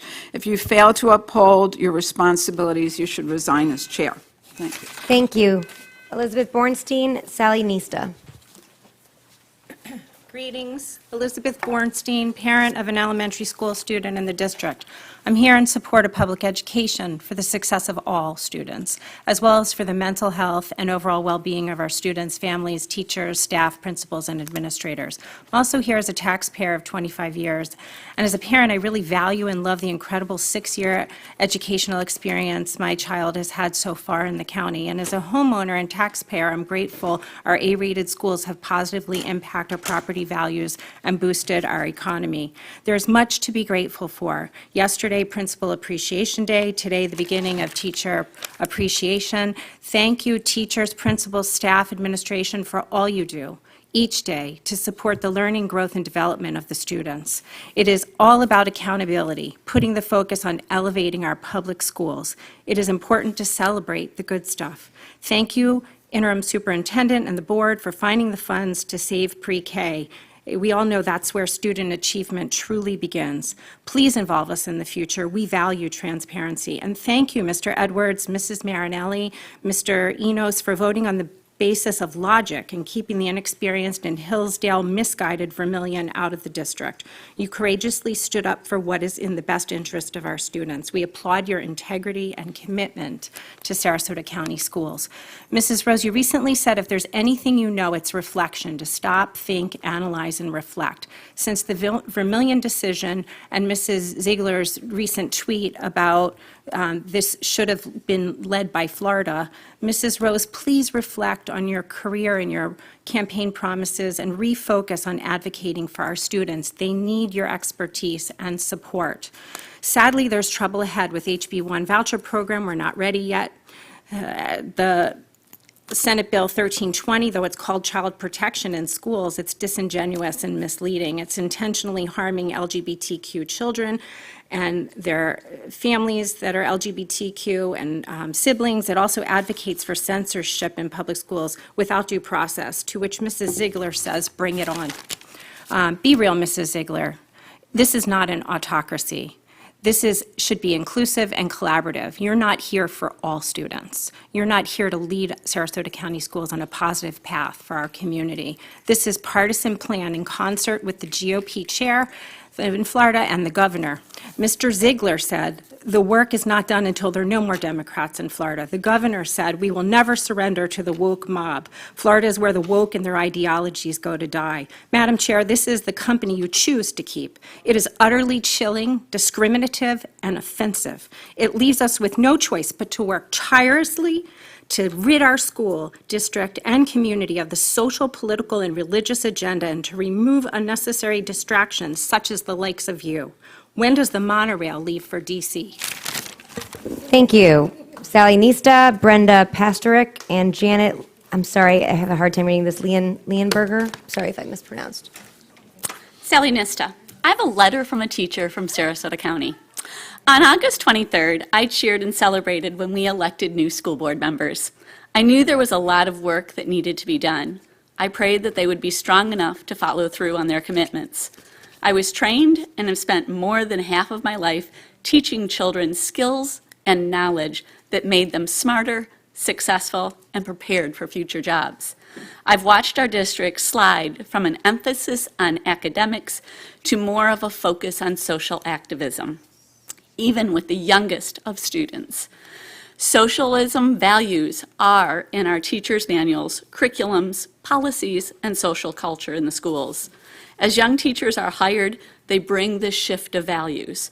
I've had several discussions with younger teachers who truly believe they need to save their students from their parents.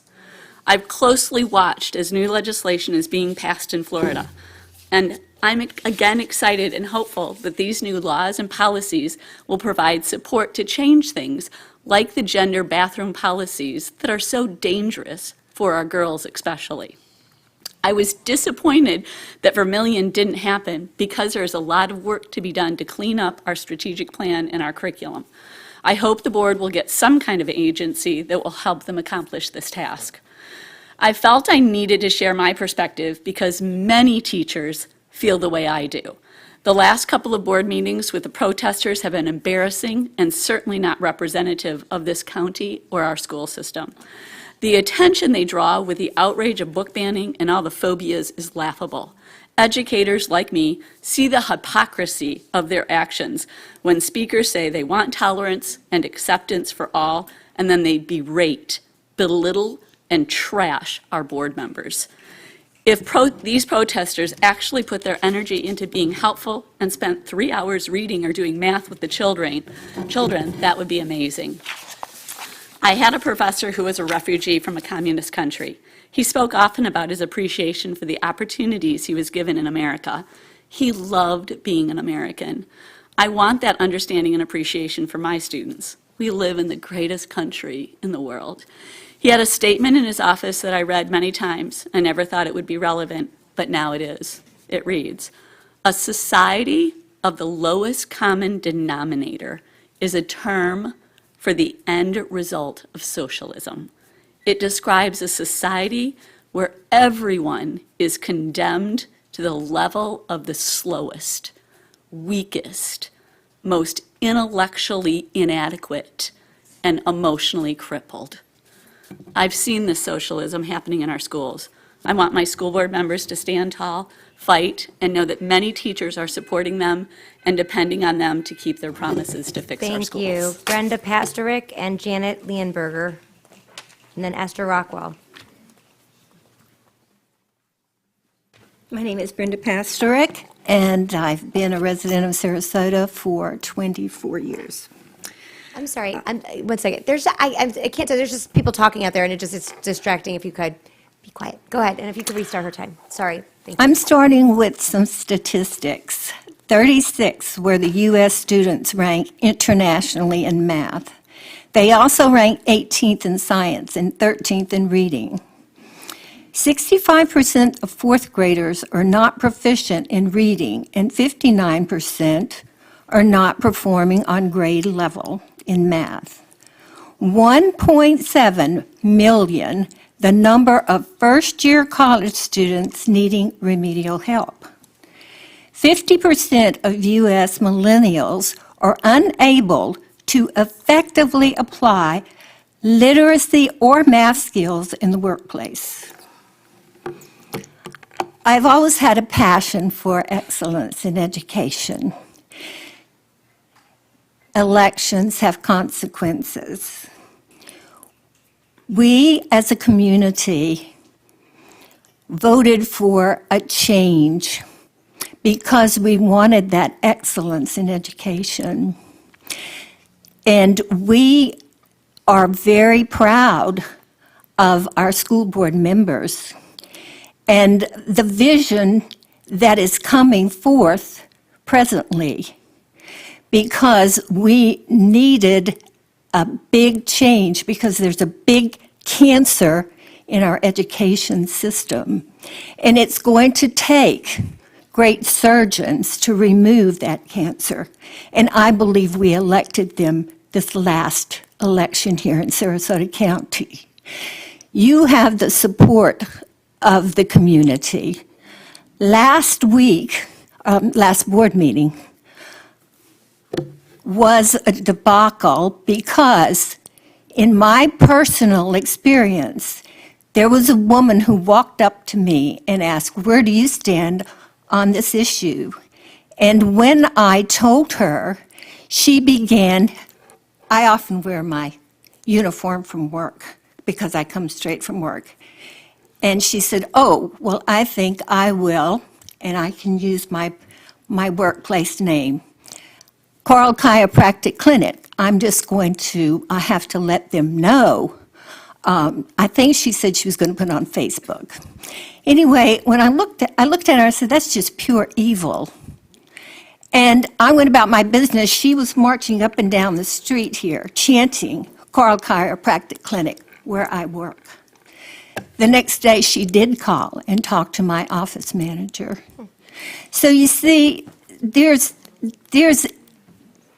very bad things happening on both sides. But I think that we all need to focus on the important thing, and that's excellence in education. And we're counting on you, each one of you, to make that happen. Thank you. Thank you. Janet Leonberger and Esther Rockwell.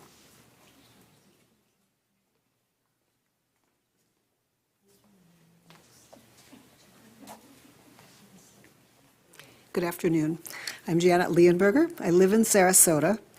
I'm getting older, so I don't have children in the school system here, but I do have a niece and nephew who've gone through the school systems, one at Pineview and one in the Venice Public Schools. I would like you all to stop and think back to what it was like the first day you got on one of those big yellow buses. I know they were big and yellow when I started school, and I suspect for most of you that's true. The wheels were as tall as the students in many cases. Kind of intimidating. But we got them to school, and there was a label on the side of the bus when I got on that said "Precious Cargo." And that was because it was a reminder to everyone who saw those yellow buses that everyone on that bus was very important. Today, our precious cargo takes a lot of different colors than it used to, a lot of different backgrounds.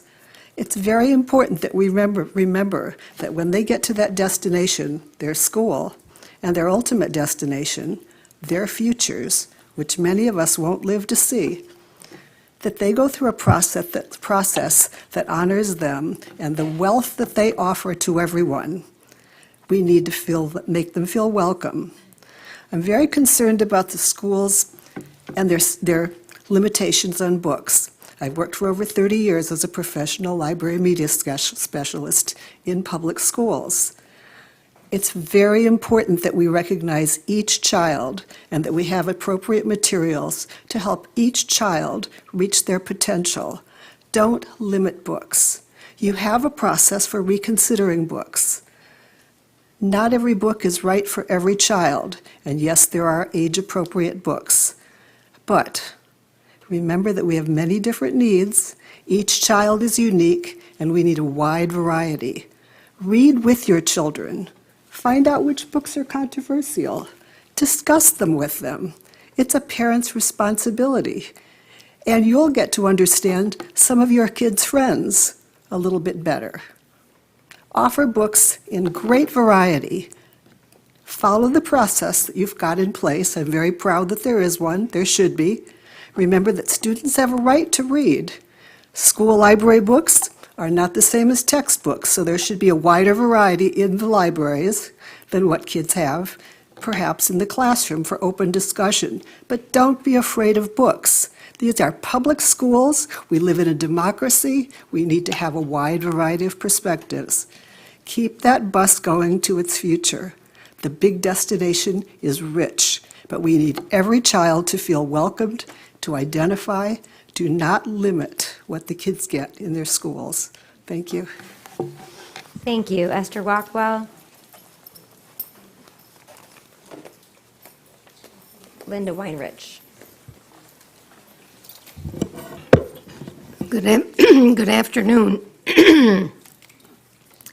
My name is Esther Rockwell, and I've been living here for 38 years. First, I want to thank this board for all the positive things they have done. And I'm referring to Bridget Ziegler, Karen Rose, Mrs. Marinelli, and Tim Evos. This board is trying to change the direction the former board did. Excuse me. Many parents were frustrated when boys were able to use the girls' bathrooms, and when they pushed gender changes, and pornography was put in the classrooms. Parents objected to yet media referred their objections to censorship and book burning. Media turns good as evil and panders evil as good. Thank you for insisting on educational excellence and your work on hiring a new superintendent who can move the district forward to make our district the best in the state. Last but not least, thank you for the biggest raise in Sarasota's history with our governor's help. A woman just recently spoke about there was not enough psychologists. When I was going to school, we didn't have any. But maybe it was because we knew what the difference between good and evil. Thank you. Thank you. Linda Weinrich, followed by Melissa Bacondi.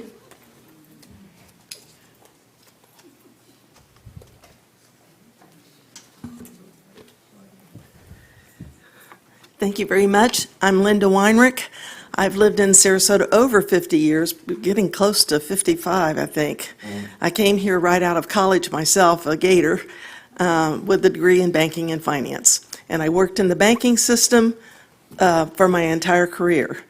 I've seen a lot of changes in Sarasota, and you know, I remember when I first came here, I want to mention this about New College because that's been brought up so often.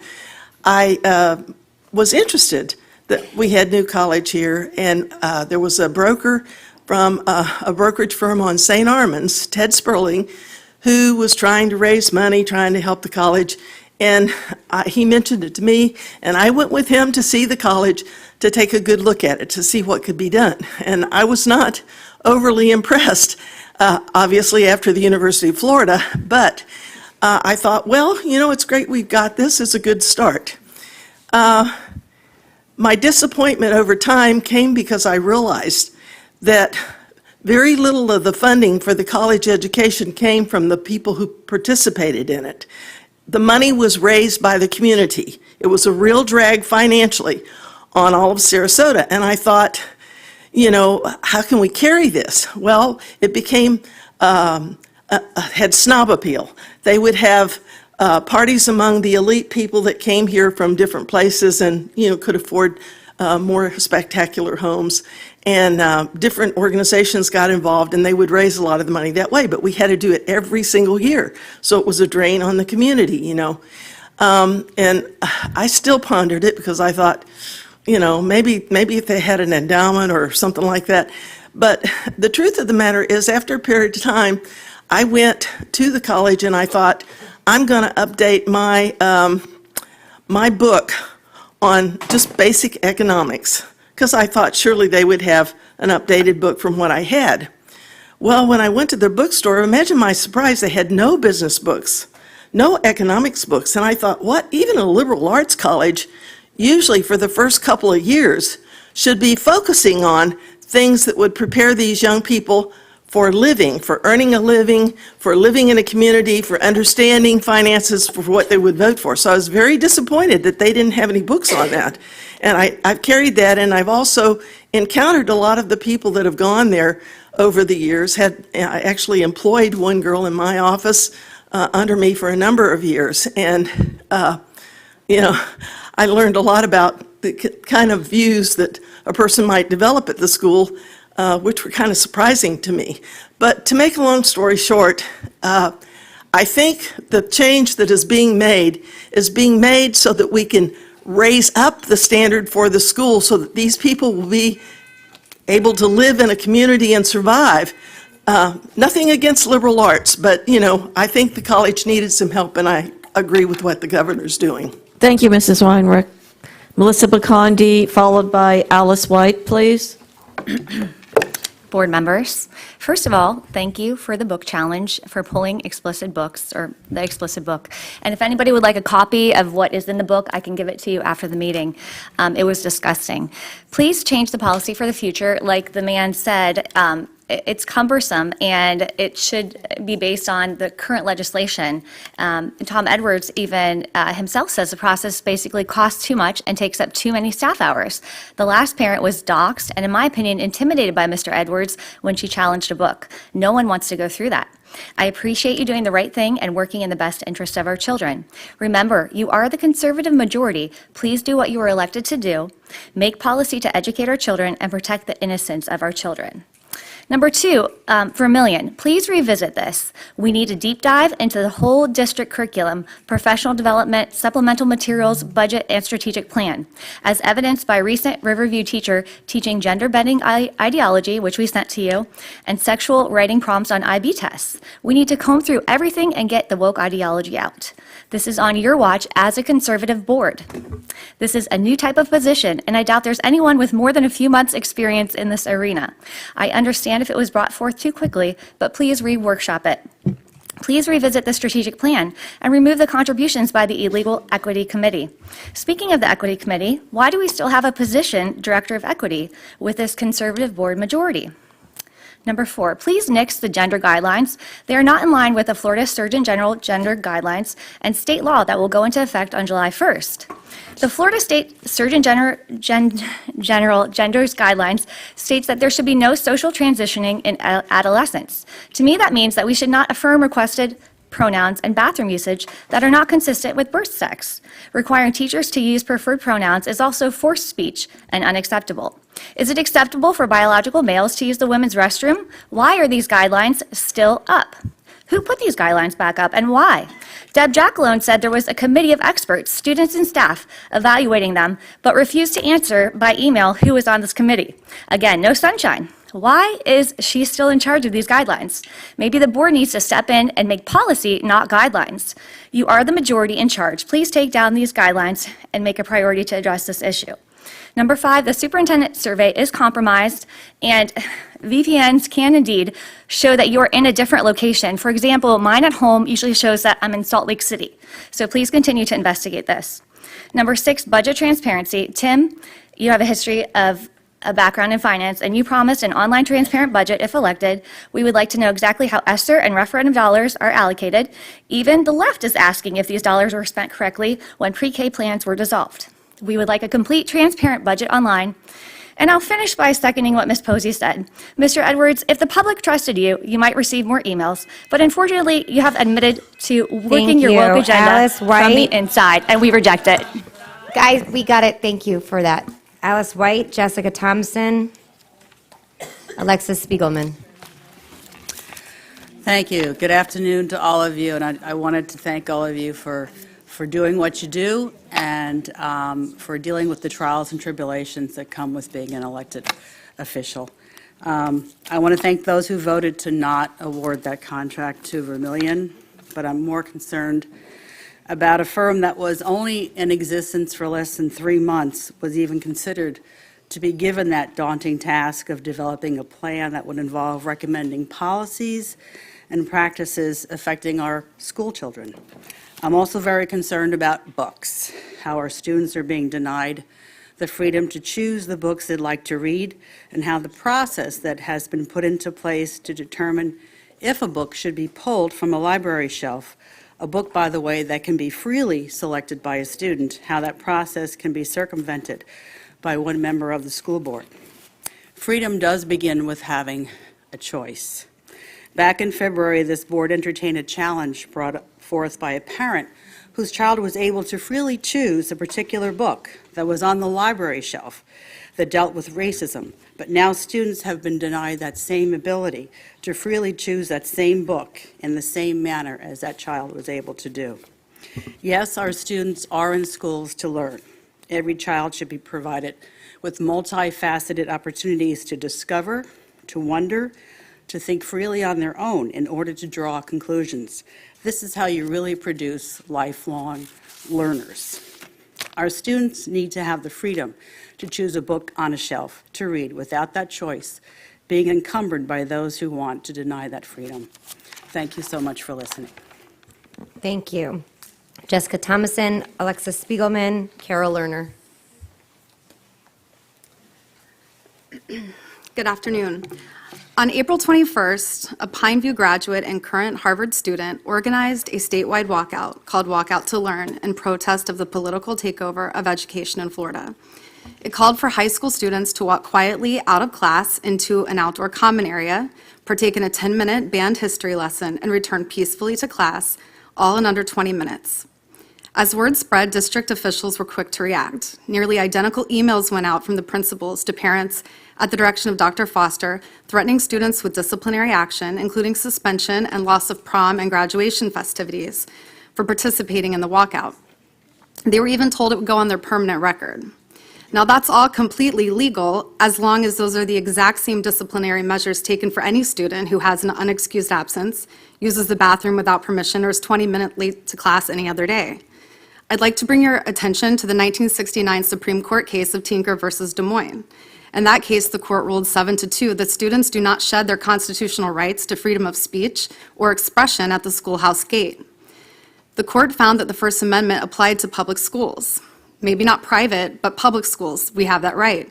And the school officials could not censor student speech unless it disrupted the educational process. If a process is disruptive, and I would argue that the planned walkout was only minimally so, a referral might be in order, but consequences must be proportional.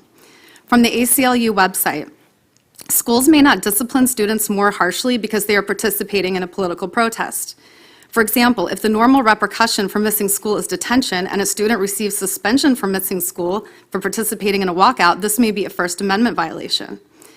The overreaction by the district and completely disproportionate punitive measures would indicate that this had little to do with disruption and everything to do with a desire to silence students. On the day of the walkout, multiple district officials and law enforcement showed up at Pineview, not to assist the children in acting out their civic responsibilities safely, as that was a concern, but to intimidate students from voicing their dissent and to serve as a visible threat to democracy. The district missed an opportunity for a valuable teaching moment. If you care about civics and respect the sanctity of the Constitution as much as you say you do, why not empower them to participate actively in political discourse? I would argue that there are few things more patriotic than civil disobedience. You'll teach them about the Boston Tea Party. You'll praise the drafting of the Declaration of Independence, arguably the greatest civil disobedience in America's history. You'll go so far as to vet the curriculum just to be sure that these lessons are included. But when our high school students actually stand up for the injustices they see today, you will swiftly put a stop to it. In the end, only Pineview participated. The other students at other high schools were too afraid. And I think that tells us something. The most educated kids in the district know their rights. Several of them have parents who are lawyers. But the kids without the privilege were denied their rights that day, and I hope they're paying attention tonight. Carol Lerner.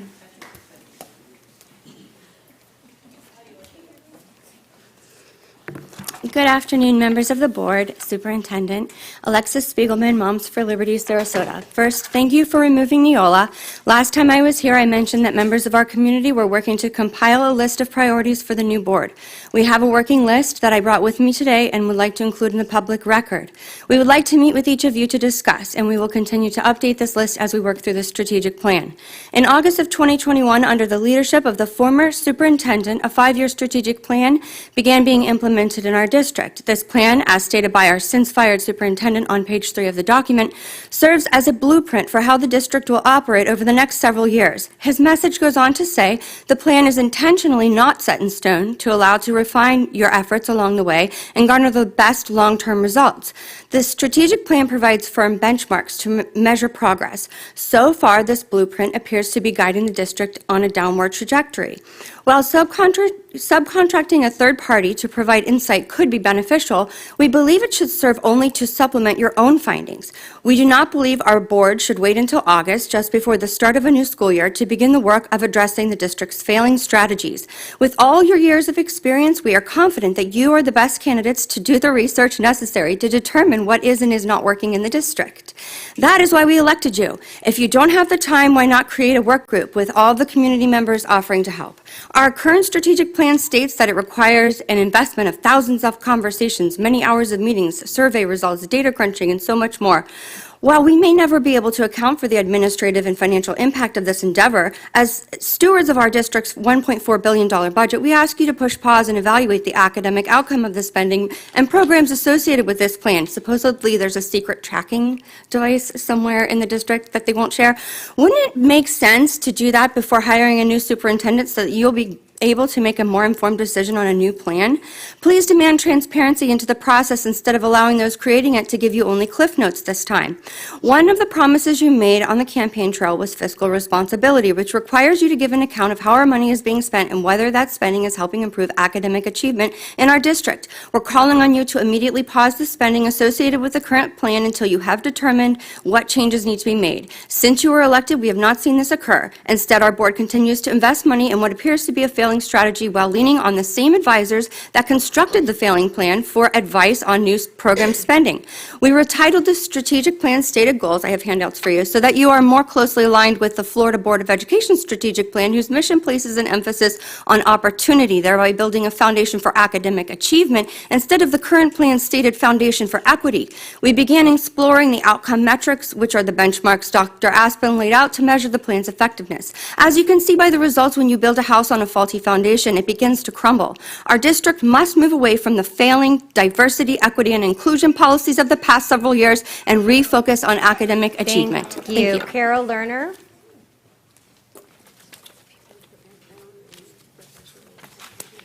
I'm Carol Lerner, Support Our Schools. Thank you, Tim Enos, Robin Marinelli, and Tom Edwards for protecting our district through voting against hiring a very unqualified Vermilion consultant. Thank you, Karen Rose and others, for protecting pre-K.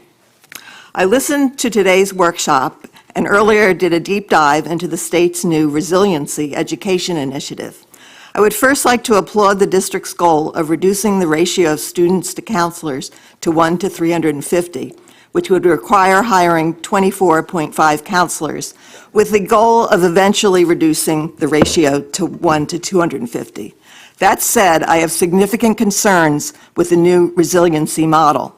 First, I am concerned with First Lady Casey DeSantis' announcement in her rollout of the new resiliency model that the term mental health can no longer be used, replaced with the new term resiliency. Resiliency, which is good, is one aspect of good mental health, not the whole thing. Ms. DeSantis falsely connotes mental health with turning students into victims. Secondly, I'm concerned about the input into the design of this model. The DOE utilized the work of NFL superstar Jack Brewer and his foundation, which runs a biblically based mentorship program based on Brewer's ideas that single parents are the cause of most of societal problems. At the DeSantis Roundtable press conference last month, Mr. Brewer was a featured part of the rollout. At the press conference, he said he was happy that the resiliency program addressed the root causes, which he identified as, quote, 2.5 million babies in Florida who are fatherless, unquote. He continued, quote, kids don't have discipline, don't have the manly influence in their lives. We have enough of the soft approach to raising kids, and our kids need to fight back, unquote. This viewpoint should concern us all. But the most disturbing part of this plan is its implementation, where moms, dads, and community members can be paid to serve as resiliency coaches after a short training. This is true for other positions as a counseling mentor and school counseling apprentice. I am supportive of the idea of utilizing mentors if it is well-defined and limited in scope. But for what I researched and what was said at the workshop, that the resiliency model seems to be setting up mentors as quasi-counselors. But there seems to be no education requirement attached to these positions, and there seems to be no funding attached either. The $21 million dedicated to the Resiliency Initiative is only for curriculum materials, not for staffing. From someone with an advanced degree and years of experience in counseling, it is not an easy task, particularly the skill of assessing students. I have deep concerns that non-professionals will have access to sensitive information that may violate privacy and confidential regulations. I call on the administration to recognize this and only hire those with the skills and education. That concludes public comments. Moving on to number 7. Oh, sorry, Mrs. Rose? Thank you, Madam Chair. In 2.5 years, I haven't made comment after public comment, and I'm compelled to do so today. First of all, I want to thank everyone who made comment and tell you that your perceptions are your realities, and I validate that and respect it. As I listen to folks, I have to think back on the opportunities that I've had that this district and this community have given me.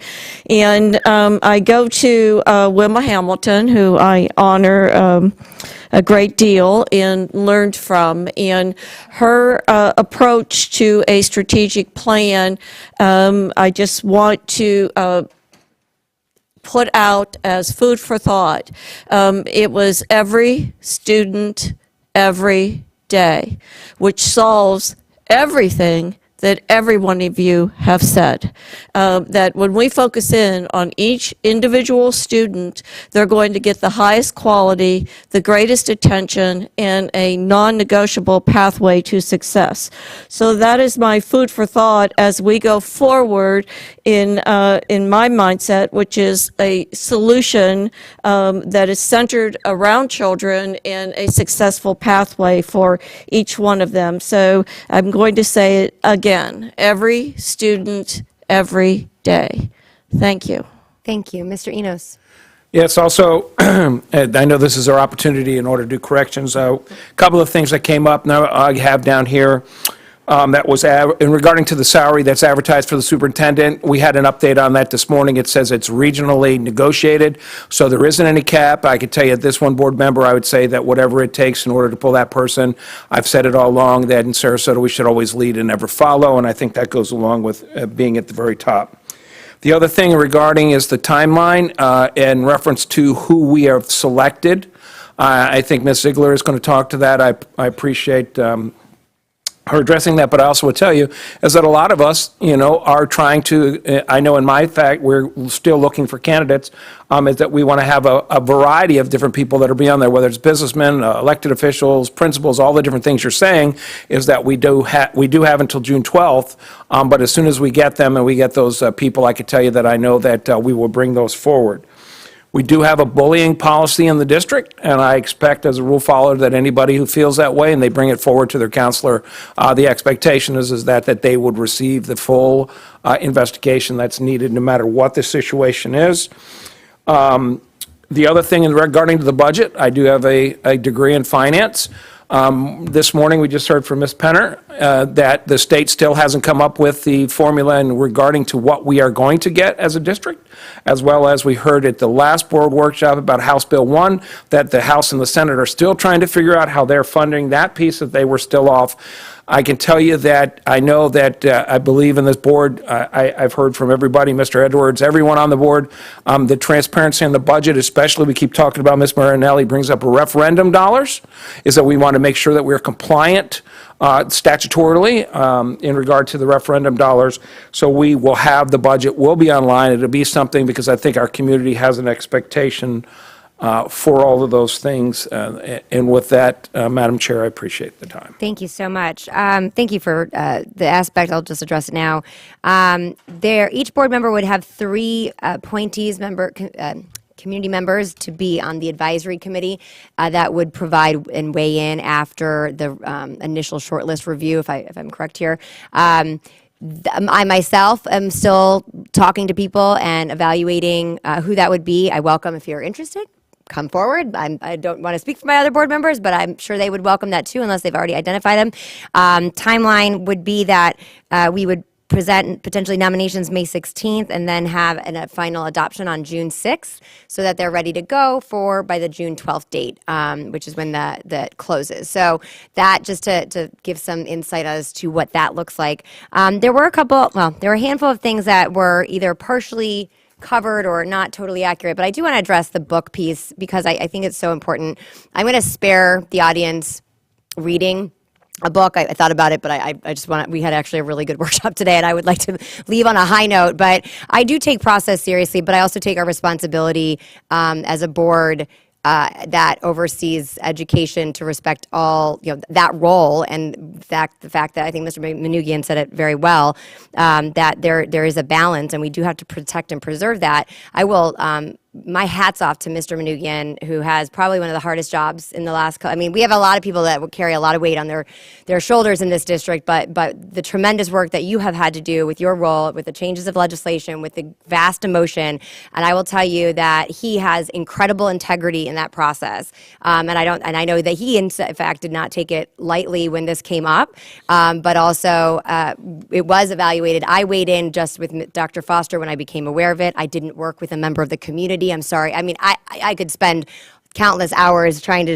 to deflect all the, or respond to all the different things that are said. I'd rather focus on solutions, but I do want to address this part because it references members of staff, and I want to highlight that the utmost integrity on their process. But I will read very quickly here that it said after this was brought to the attention, this is on March 24th, it was sent to all board members, and then there was back and forth, and then there was an update on the 25th that the item would be pulled. So it says, Dr. Foster, I conducted some research on the book Choke by Chuck, I'm going to mess up his last name, Palahniuk, which has a publication date of 2001. Both copies in our systems have a date acquired listed as March 2013, which indicates that they were on our shelves when we switched from our old library automation system over to our current system, Full at Destiny. According to circulation records, these books are not currently checked out and have never been checked out. I cannot provide the how or why at this moment, and how or why at this moment as this title is on our shelves, as it has never been checked out. This is the first time this book has been brought to our attention. I understand we have policies and procedures regarding the objection to instructional materials, and I am the first one to defend the integrity of those policies. However, given the changes in legislation regarding the vetting of new titles and the discretion allowed by the same legislation the district has in determining that materials may violate current statutes, I believe we are within our rights to remove this title based on the following. After following current vetting guidelines established by the state, this book clearly would not be approved for purchase if it were recommended as a new title. If it is not age and grade level appropriate, it is not suited for students' needs and their ability to comprehend the content. This title was clearly intended for an adult audience. Generally accepted and approved guidelines for weeding library materials would suggest this title be removed based on the fact that it has never been circulated. We are constantly navigating changes in legislation, and both our policies and procedures governing instructional materials challenges will need to adapt and reflect those changes in as effective and efficient manner as possible. I want to highlight that as a member of our staff who has the utmost integrity. And I know that, listen, with the political fights, I respect that people do not support my positions, and I think that that's fine. But I think that it's, especially with the emotional tie when we talk about books and the use of book banning, there are books that are not banned by the federal government that are available on Amazon or at a public library or Barnes & Nobles that would not be appropriate here. And I don't want to infringe upon any parent's right to choose to read that to their child. But there are going to be guardrails that we as a board are responsible to do when it comes to the appropriate material. And I think that I think it's a real shame and it's a real disservice because when people throw around the book banning piece, it's effective. I'm not going to lie. I mean, it's triggering people to respond and it's shutting down the conversation. And there's books that unfortunately are in or have found their way in various districts, and it causes a lot of a distraction and chaos. But I want to highlight that our staff who oversees this and is trying to navigate it has the utmost integrity and focus on that process, and I want to make sure that that was highlighted. So, Dr. Foster, did you want to give a comment? I know there was a question related to how people are selected for the committees for book challenges. And so at the school level, principals recruit both staff and parents. At the district level, our instructional materials team, they work with curriculum directors to also recruit staff and parents. Typically, they look at the SAC committee. The SAC is selected to represent the school community. And so we are planning to put out a video on SAC. That was something that was recommended today in the workshop. So putting something out about the School Advisory Council, and they definitely provide a lot of valuable information to the direction of each school. But if you're interested in serving on those committees, we definitely want parents to be involved in that process. I also want to share, I know a lot of people watch the board meetings, but not always have the opportunity to watch the board workshops. And so if you do have the opportunity to go back and watch the workshops, we have been covering a lot of information and really going in depth on a lot of topics. So for example, pre-K was brought up today. We had a great workshop discussion at our last board workshop that really led to the decision that was made as far as continuing the pre-K program. We had an in-depth conversation recently about reading at the kindergarten through third grade level. We had a great session today about discipline and safety and security. We have a lot of sessions coming up, a lot of big topics coming up at our next meeting on May 16th. We're going to be talking about the comprehensive evidence-based reading plan. We'll have an update from Rob and his team about instructional materials and the library services update. We're going to talk about interagency agreements. We'll have an update on transportation. So those are some of the things to look forward to. But if you're able to, I know the workshops are a little bit longer, but we really dive in and really give a thorough overview of different topics so that we can continue to move forward in our district. Thanks. Thank you. Mrs. Rose. Thank you, Madam Chair. I just want to reinforce that our media department, Mr. Maniglia, will be putting a program together about School Advisory Council to engage our community in what that looks like and how you participate, what decisions you would be participating in, what information you would have access to, what the state regulations are, et cetera, because we want our community to be involved. And in order to be involved, you need to know what that looks like, what your commitments are. So you can expect, in the upcoming weeks to get more information on that piece in a complete presentation. He does fabulous information presentations, has been doing them. So thank you. Thank you. Mrs. Marinelli? Thank you, Madam Chair. If people were listening to the workshop today, I did bring up the strategic plan, and that, in my opinion, the strategic plan needs to focus on what we talked about today, starting with pre-K and going through grade 12. And academic achievement guides that strategic plan. I do not want a brand-new strategic plan.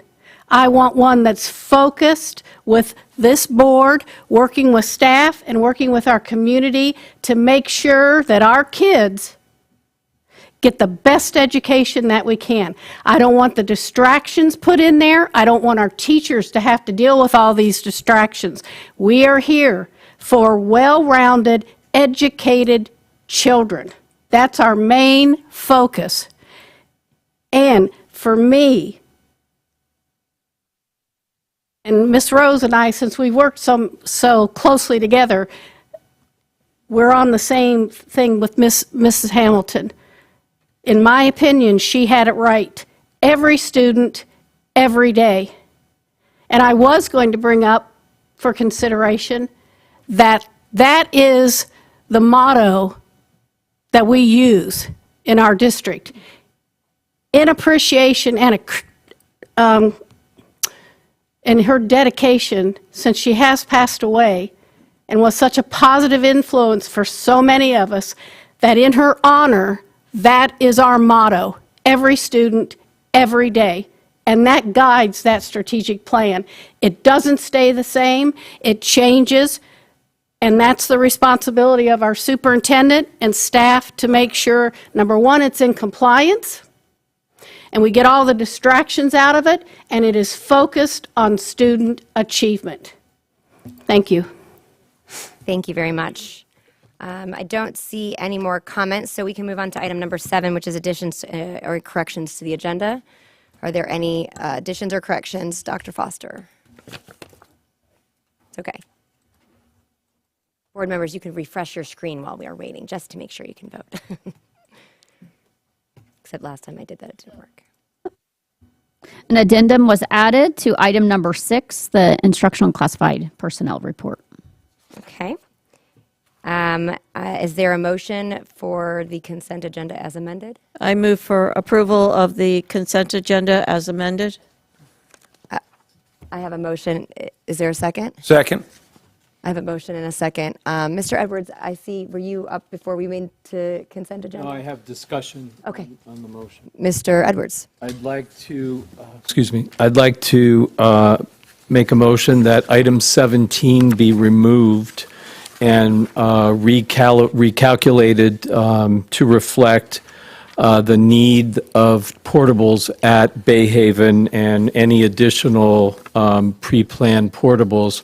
The amount of $10 million reflects the potential use of portables in the 45-day centers that were discussed today, and I would not be in favor of having an open-ended amount of $10 million unless we're going to be using it for those purposes. So I'd like to have it pooled and then recalculated to reflect the usage, the actual usage of portables. I have a motion to pull item number 17. Is there a second? I will second that. I think I just want to make sure for clarity that, because you do bring up a good point, that the 10 million is high, but it was really contingent upon the discussion with during the workshop today. Now, it's not to exceed, but is there a way to make sure that this is in the right posture so it doesn't tie the hands and we can amend it if needed to be increased? Nope. Okay. I think there you go. All right. Yes, absolutely. The motion, the item in front of you was set to have capacity in it to be able to move in a direction if we had to go ahead and place portables on campuses for the 45-day placement programs. That was for 3 different sites, so it is inflated to be able to do that. Certainly, we can bring this back at a different time to reflect additional portals we may need coming into the summer for growth. So absolutely not a problem. We can do that. And Mr. Edwards brought something up as far as that, but I don't want it to hurt the ability for other sites that the purchase was going to allow for. Is that if we bring it back after we have a more narrow, specific amount? Yeah, it's not a problem. I think we're in good shape in terms of having portables for this coming summer. Again, it's always crystal ballish, but I think we're in pretty good shape. So it won't hurt us one bit to bring it back with a reduced amount reflective of just growth portables. Absolutely. Very good. Okay. Thank you for that clarification. And thank you for bringing that up. So I have a motion and a second to pull item number 17 from the consent agenda. I need to vote on that amendment. Are there any comments, Mr. Edwards? Is that from earlier? Okay. Since this is not on the agenda, I'll do a voice vote. Mr. Edwards? Yes. Mr. Enos? Yes. Mrs. Rose? Yes. Mrs. Marinelli? Yes. And the chair votes aye, and the amendment passes 5-0 to pull item number 17. So now we're going back to the consent agenda as amended for final adoption. And I think we can do that by computer, if everyone has it up. Yes, we do. Okay. And Kathy, you were able to pull that?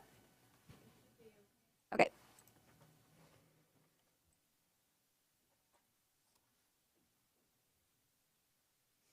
And the consent agenda as amended passes 5-0. Moving on to item number, new business. What number is it?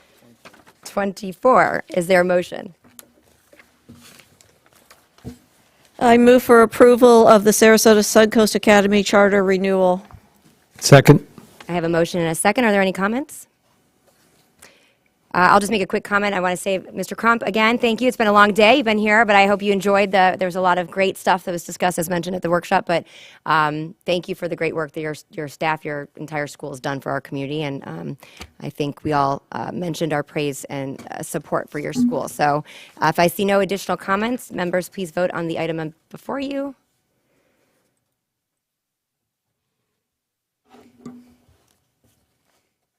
And the motion to approve the Sarasota Suncoast Academy charter renewal passes unanimously. That concludes, wait, There's one, I'm sorry, there's one, I said unanimously, but.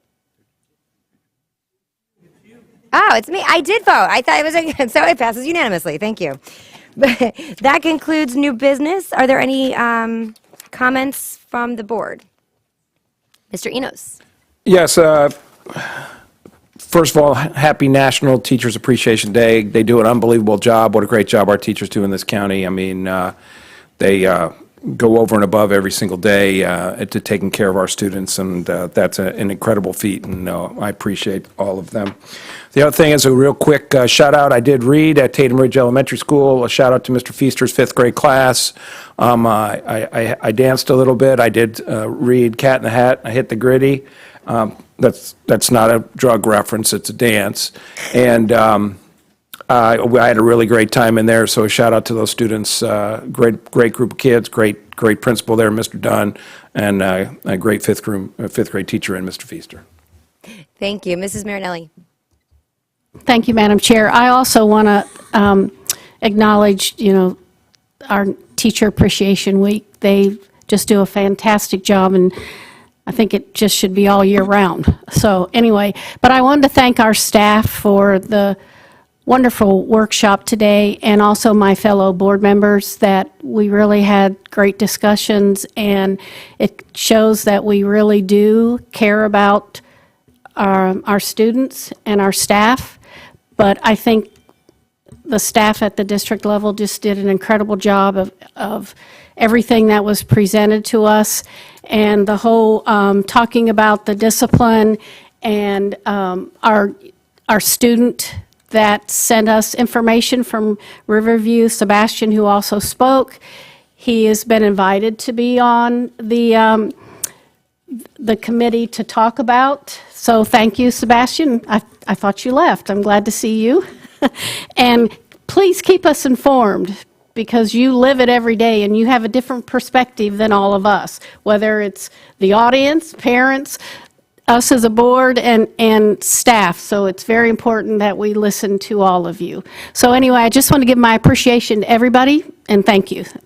Thank you so much. I want to echo that. I really was, I know that a lot of work, there were many weeks, if not longer, that staff did to prepare for today's discussion, and it was a great launching point. So I know there's a lot of decision-making that we as a board and need to make, and with the recommendations of the superintendent and staff. So, but I think we took a large first step to kind of navigate that. I'm very excited about the next workshop. I know we've been having a lot of workshops, but I think they're covering very valuable very valuable topics that we have been needing to really address and dive into. And I'm very eager for the reading discussion. And I want to thank Mr. Renoff for a lot of the information they provided. So I cannot wait until that next workshop. So I don't see any additional comments. Our next meeting, I'm sorry, I should have this down, is May 16th. Normally I have it in my notes here. And we stand adjourned.